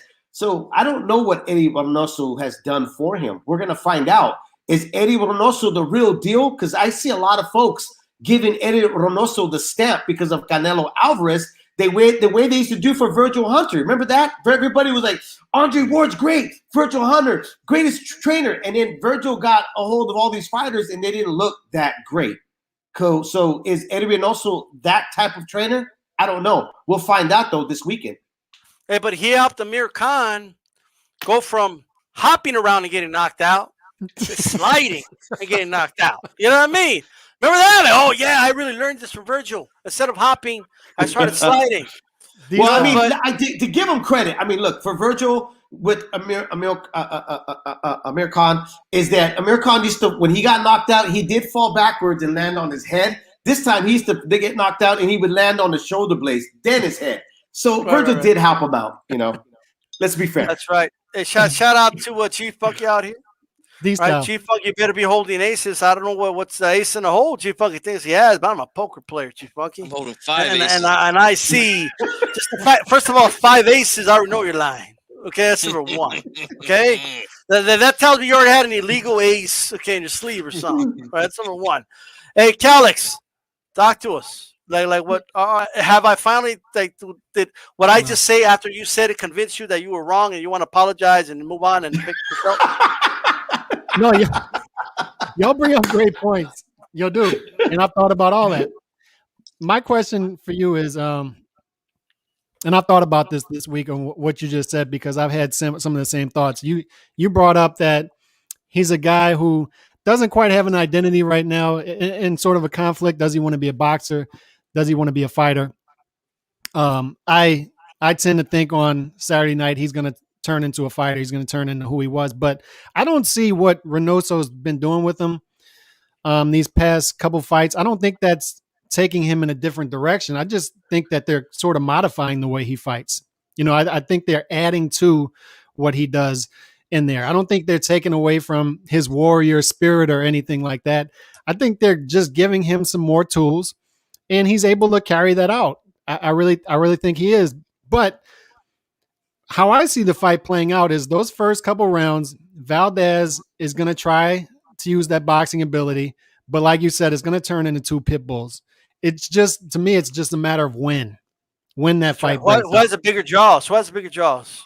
It's your boy. It's your boy, Bercelt. But Valdez was a heavily avoided fighter at 126. He's a tough guy. The KO percentage is high.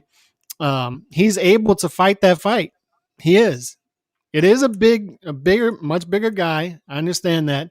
But Valdez is able to execute that brawl and win this fight. I do believe that. But it's just a matter of when this fight will break out. And I'm sort of thinking 4th, 5th round is just going to turn into a war. Look, you got to know when to hold them. Know when to fold them. Know when to walk away. Know when to run. Come on, Chief. It's time to fold, Chief. Come on. The joke's over. That's it. Okay, I was just kidding, guys. I got Bercelt. Go ahead. Nope. I'm rolling with Valdez, baby. Let me tell you something, man. I am surprised that you and the rest of these guys in the chat are talking about defense. You guys want to talk about defense when this dude Bercelt gets hit with everything? I mean, I could be sitting in the nosebleed and throw a beer towards the ring, and it'll find a way to hit this guy. All right, this guy gets hit with everything under the sun. All right, and not only that, again, did you say something about this guy's a good judge of distance or something? These time, and this dude falls in desperate all the time, falling in, trying to hit guys, almost falling down and shit. Let me tell you, man, this guy gets too desperate, bro. He gets too desperate at times, and I think that's what's going to frustrate him, man. He's going to be trying to find this guy. He's not going to be able to hit him like he wants to. He's going to get desperate. He's going to be reaching in. He's going to put himself right in counterpunch range. He's going to be getting clipped all night long, man. I see it, man. Too much of this. Hand way over here while he's throwing left hooks, like not touching. Right. And Valdez is like the textbook example of like doing everything right? Let me say something. If we're just going based off skill for skill, technique-wise, it's not even close. Now, Berchelt's good at what he does. Is he a boxer or is he a painter? Is he a boxer or a painter? He's a boxer, and he's going to paint Berchelt's face. Why is he always admiring what's in front of him or some shit? The dude lands left hook, and he thinks he's the most chingon dude of all time and puts his hands down in front of his opponent. Why does he do that? Because that left hook, I'm telling you, there's lightning in that left hook, man. Okay. And when it lands, he's gonna hurt him, man. Not only that, I've seen Berchelt hurt to the body several times in fights because he's very hittable, man. You guys are, I'm telling you, man. Saturday night when he goes down, it's gonna be a glorious day. Let me tell you something, man. You guys are gonna be eating some crow for months. You thought I was bad after Teofimo beat Lomachenko? Oh, it's gonna be worse this time, man. You better be ready. Let me tell you this, you funky. Let me tell you this, okay? And let me tell us whoever Sontero and Calix and all you other dudes that brainwash this shit, believing he's gonna win. Let me tell you something. When Valdez goes down, he's taking all of you with him. Okay? You're all gonna go down with him. Do you understand? That's right. And you're gonna hear it too. And you're gonna hear it too when he goes down again. G-Funk's Calix. hey, blood boxing. I never said I had pipes to sing, but I could pick the fights. That's what I do. And I'll tell you right now, Valdez is going to win. This is not a hard fight to call. It is, though. It's not that hard. See? I have a question for you. Is mine playing tricks on him? Are you worried about Berchelt's size backfiring on him if Valdez can get inside those longer shots and dig into the body? We talked about this. We're talking boxing or we're talking Pornhub here?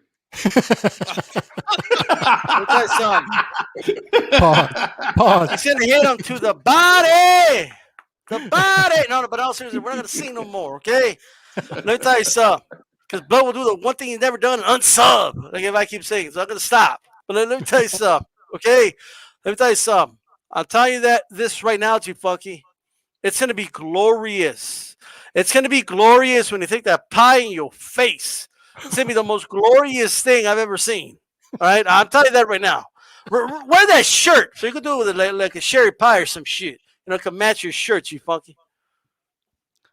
Let me tell you guys something. If I could quote my brother, the other part of HCP, Raw Boxing TV, DStyle got a couple bets on the line, pies in the face. Let me tell you something, man. He's going to be looking about 10 years young. All that cream is going to be in his face. He's going to take away all those wrinkles and shit, you know. This dude's going to be what are we talking about, boxing or what? Pies in his face all year long, baby. Let me tell you something, all right? This dude is a mummy, and he's getting ready to get clipped, man. I'm telling you, they kept him away from guys like Valdez. He has not been in there with a counterpuncher, and we're going to see why he hasn't on Saturday night. Okay. I mean, if this was an A-class counterpuncher, I'd agree with you. How about that? Oh, he is. He is. But he's not. Oh, he's not. Come on, stop. Oh, he is. Oh, he stop. is. He couldn't even counterpunch his last opponent. You have to get aggressive with the dude. Come on, stop. Man, okay, you see when that dude went down? That dude got hit with that so bad.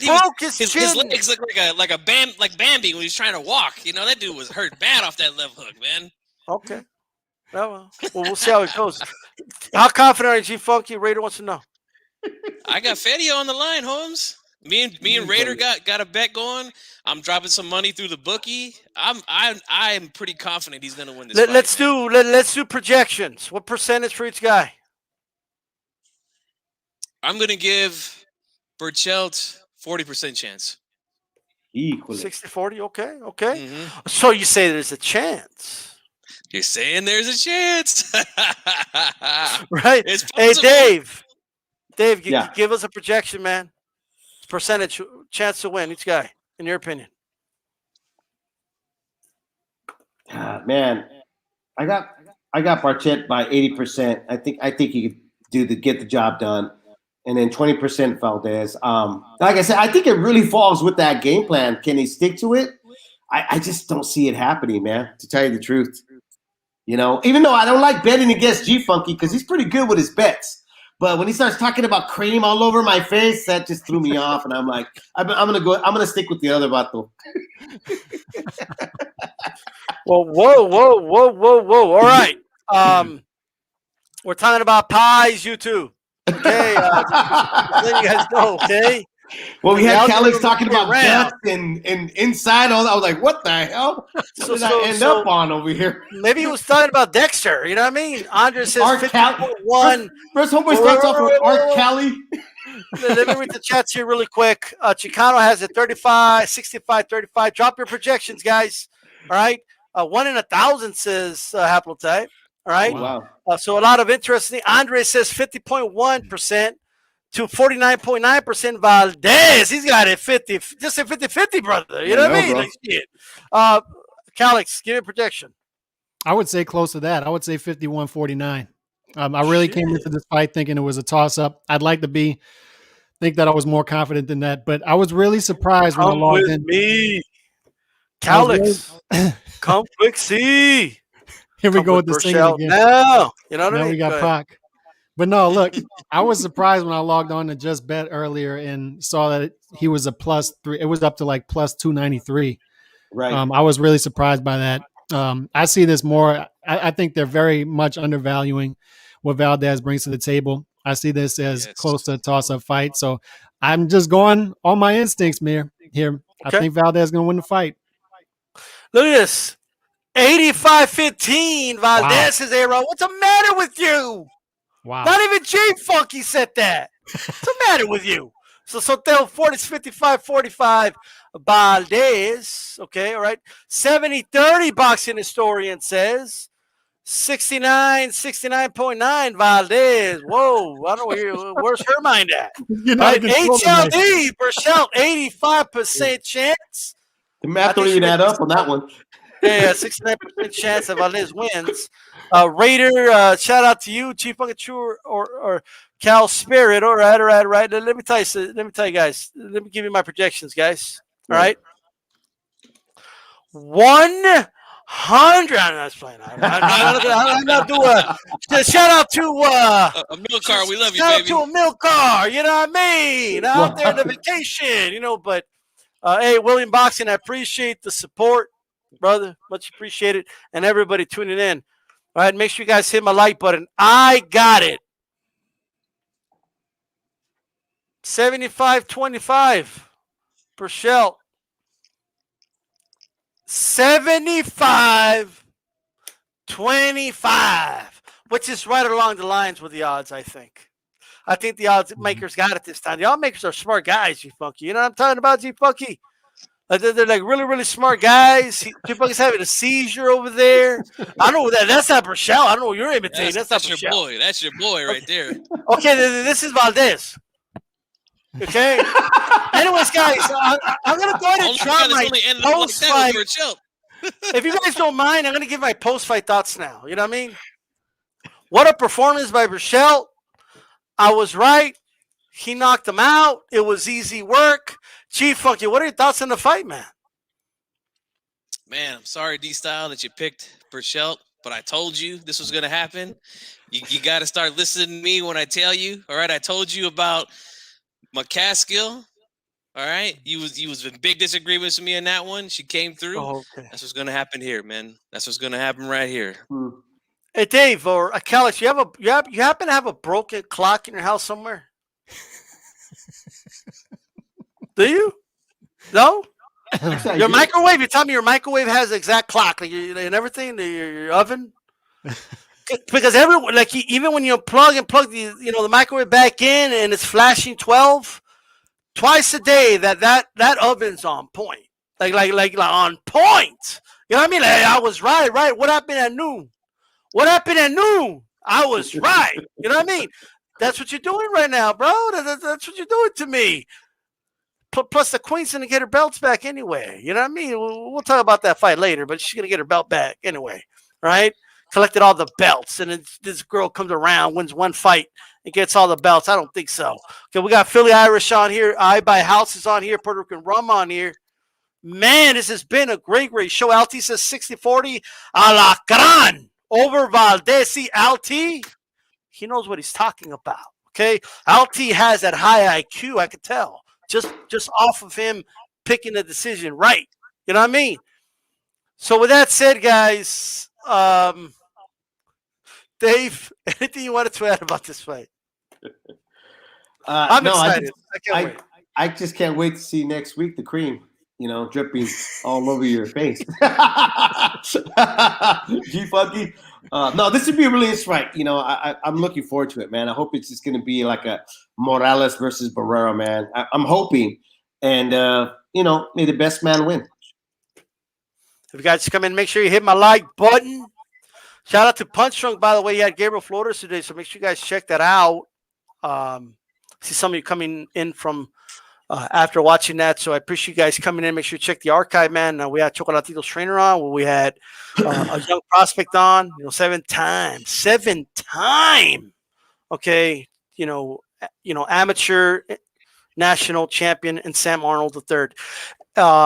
And shout out to the family members, Sam Arnold III, that have been popping up on StreamYard in the backyard watching the show. I appreciate you guys and all that. Wrong link.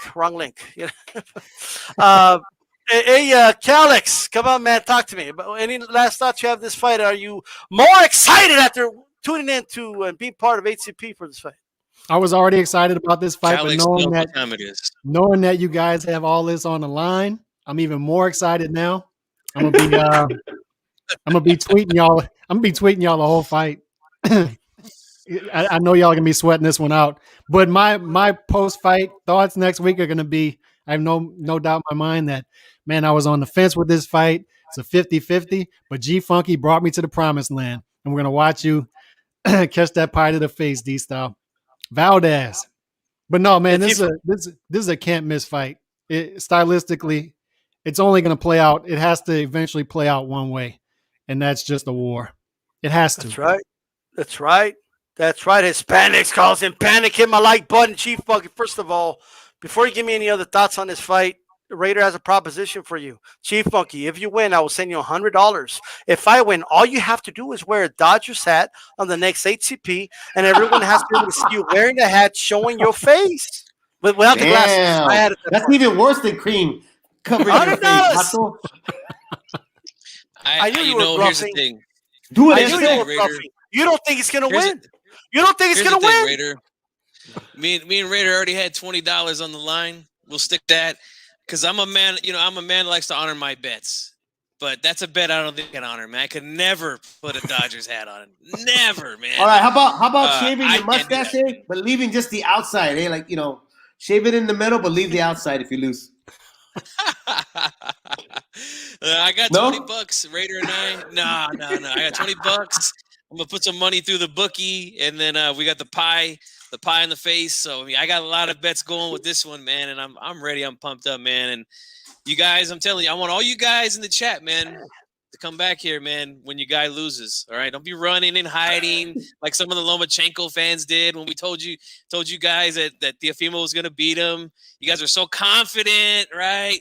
So cocky about it. I'm sensing the same thing here, man. You guys are really sleeping on Valdez, man. Philly Irish Drew picking Valdez. You know what I'm saying, man? I'm telling you, man, they're coming out now.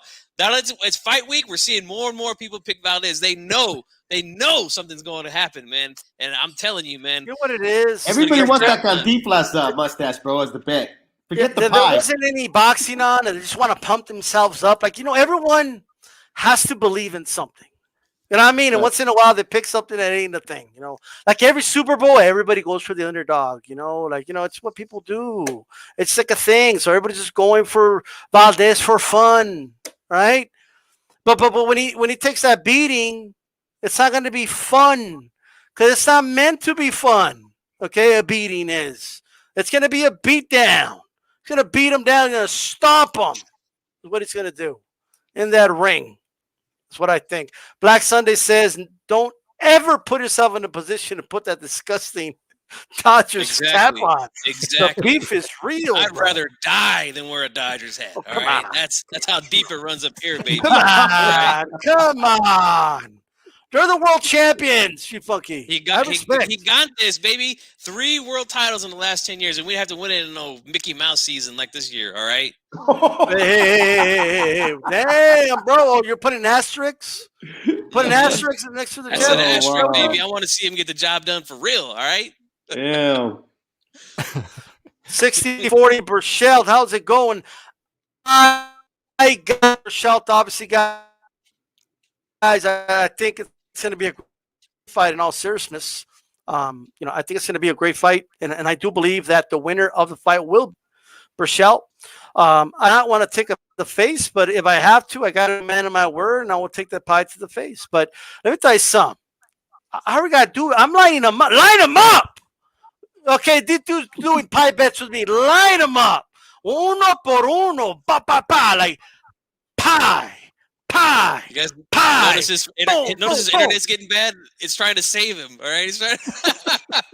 No. Let me tell you something. Get a little choppy okay? there, baby. Get a little choppy. You know what? Right? I'm gonna buy one of those guns that shoots the pie at you. You know what I mean?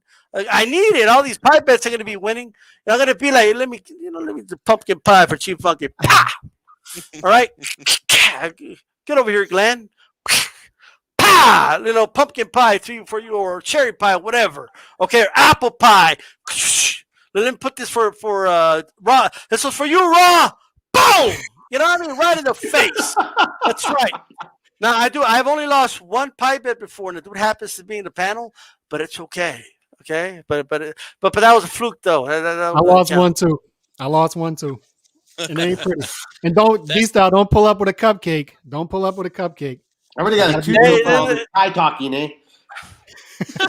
I think one of the bets is like a tres leches. Like, man, that's gonna be bad. I'm trying to lose weight, eh? I'm trying to lose weight, and you guys are talking. And we got to do it at the start of the show or the end of the show. Can we do it at the end of the show? Can we do it in the last 10 minutes? Yeah, we'll do it at the end. Do it at the end. This way, we can if we get the interview, we could do that. We can conduct that in a professional manner, you know. But I love this, man. I love betting with you guys. That's what makes this thing beautiful, man. So that's the thing I love about sports in general is we can disagree. We can make a friendly little wager, and hey, we lose, we win. Hey, we're coming right back here, man. Hispanics cause a panic. The home of real boxing talk, baby. That's right. That's right. No doubt about that. Everybody, make sure you subscribe to G Funky 84. Tomorrow we're gonna have HCP Uncensored. Make sure you tune in tomorrow.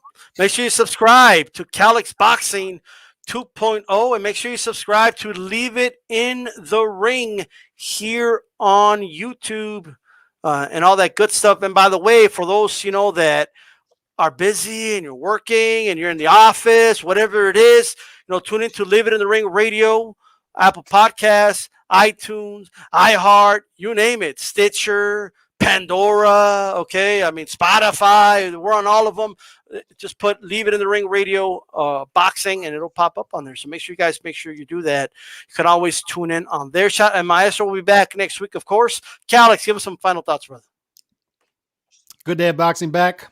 Was an entertaining weekend last weekend, even though some disappointments. And this has the possibility of being fight of the year this weekend. And AB is back too. So that's a good thing to look forward to as well, even though we all know what's going to happen. He's going to win the fight, but it at least sets us up for something good for him coming on later in the year. Whether we think he's a train wreck or not, it's good to have him back in boxing. More headlines. True. That doesn't take away from this fight card on ESPN. That's the real deal this weekend, and very much looking forward to that. Going to be a great fight. About DVR this weekend, though. Just saying, For sure. Dave, give us some final thoughts, brother. No, I agree with Calix, man, what he was saying last week was some really great fights. It was good to see boxing back, and I'm looking forward for this weekend as well to continue it on, give us some really good fights. I'm looking forward to AB too, dude. I got to admit, I said it earlier. I'm a fan of AB. I mean, love him or hate him, he's entertaining. Conference, post-conference, in the fight. I just don't see him moving his hands, unfortunately. There's got to come a time where everything shuts down. And I think just that Broner is it's going to shut down. He's going to be the problem. He's always been the problem, his own problem. All right. Were you not entertained? Isn't that why you're here? G Funky, give us some final thoughts. Final thoughts is this, man. Boxing is back in a major way. We had some good fights this Saturday, and we got a hell of a card on free TV this Saturday, man. A lot of people they talk a lot about Top Rank, but you know what? They put on some of the best cards last year for free. And again, we're getting a stacked card here, man. We're getting good prospects on the rise, and then we're getting what I think is going to be a Mexican classic in the main event with Berchelt Valdez. Make sure that you guys watch that one, and it's all in fun, baby. I love the trash talk. I love dropping a little bit of money, little bets here and there on the fight. And I love it, man. I love all you guys. Let's continue to keep this thing growing. I just hit 600 subs on my channel, and I want to thank everybody that subbed to my channel that's here. Tomorrow night, we're going to be going hard again on this topic, a little more trash talk. We'll let you guys in the chat come on and talk with us about it too. So make sure that you guys come on over. It's going to be a party all week, baby. I'm drinking Pacifico all week because it's a Mexican week, baby. Let's do it, man. HCP. Yeah. Come on and please help me speak sense to this dude. Right, look, that's the fool. That thought Valdez was gonna win. Look, he's right there. I'm just saying it. Make sure you guys. I'm gonna have to take a drive to Sacramento to give you some real beer, bro. Pacifico, come on. Yeah, he's drinking Pacifico. That's water beer. That's water beer, bro. Hey, you might as well drink the tap water out of your faucet. Yeah, terrible. They might as well be drinking the water I'm drinking, bro. And I'm just saying, look. I got some tequila here too. So I can drink this shit. It'll be more like hardcore. There you go. I got Cholula, brother. I got Cholula over here. Okay, that's what I got. Okay, so that's how I roll, right? You already know you got Cholula. You go to what do you guys got? Louisiana? Tapatio? Is that what you guys got? Tapatio over there in California? I don't know what you guys got over there. Orale, LT, tell this guy Tecate Light. It's some more hardcore than that. By the way, look at this shirt. Look at this shirt, by the way. Hispanics, cows, and panic. Follow me on Twitter at DStyleBoxing or you know, and stuff. And I have the link up there, and I'll get it up and running on the channel as well soon. Shout out to everybody who's, you know, supporting about it. The DStyleBoxing tee will be up as well for those that have requested that. And we definitely appreciate that, guys. Hey, let me just tell you guys one more thing, man. Hey, LT, you didn't have to go there, LT. You didn't have to join G-Funky with that bullshit, bro. What's the matter with you? Okay? Look, Bud Light, okay? And let me tell you something. G-Funky, my favorite drink is Dos Equis, okay? Beer-wise. Light beer, okay? But you know, I could drink, you know, hardcore beer too. You know, Dave. Okay, Dave. What do you drink, Dave? You drink what do you drink? I drink Modelo, 805. IPA. Good shit, eh? The good shit. Modelo, dude. He drinks Modelo because it looks cool. Like it's one of the, it looks cool. Hey, it looks golden. Hey, in all seriousness, I drink Coors Light. Tecate Light. Get it? Con carácter.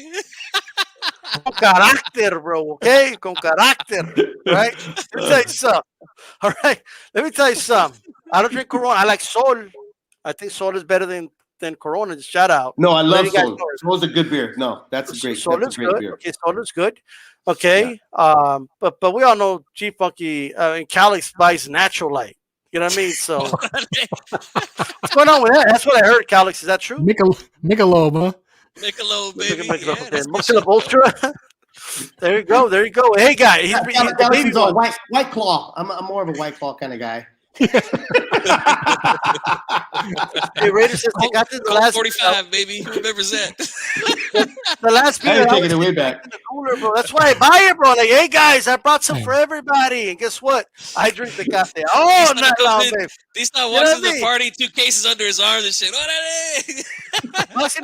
Patron is a type of tequila. Okay, like what are we doing over here? Look at Chicano Prophet just put in the chat room. He said, "I'm sipping on Budweiser right now, and I'm not ashamed." Well, that's because you're putting it on your what's that stimulus check there. That's why you bought it, bro. Let's be honest. Let me tell you something. In all seriousness, man, Dos Equis is where it's at. After that, it's Sol, and then it's everything else. Okay, Alaskan Amber is my best dark beer, but that's a great beer, by the way. It is a good beer. With that said, guys, okay. Before people keep throwing shots at the Tecate Light thing. Let me end this stream before this continues. All right? This is DStyleBoxing. Okay, look at this. You guys are laughing now. We'll wait till Bercelt knocks out Valdez. We'll see you laughing then. All right? This is DStyleBoxing. All right? Peace out, guys. Panic closing. Panic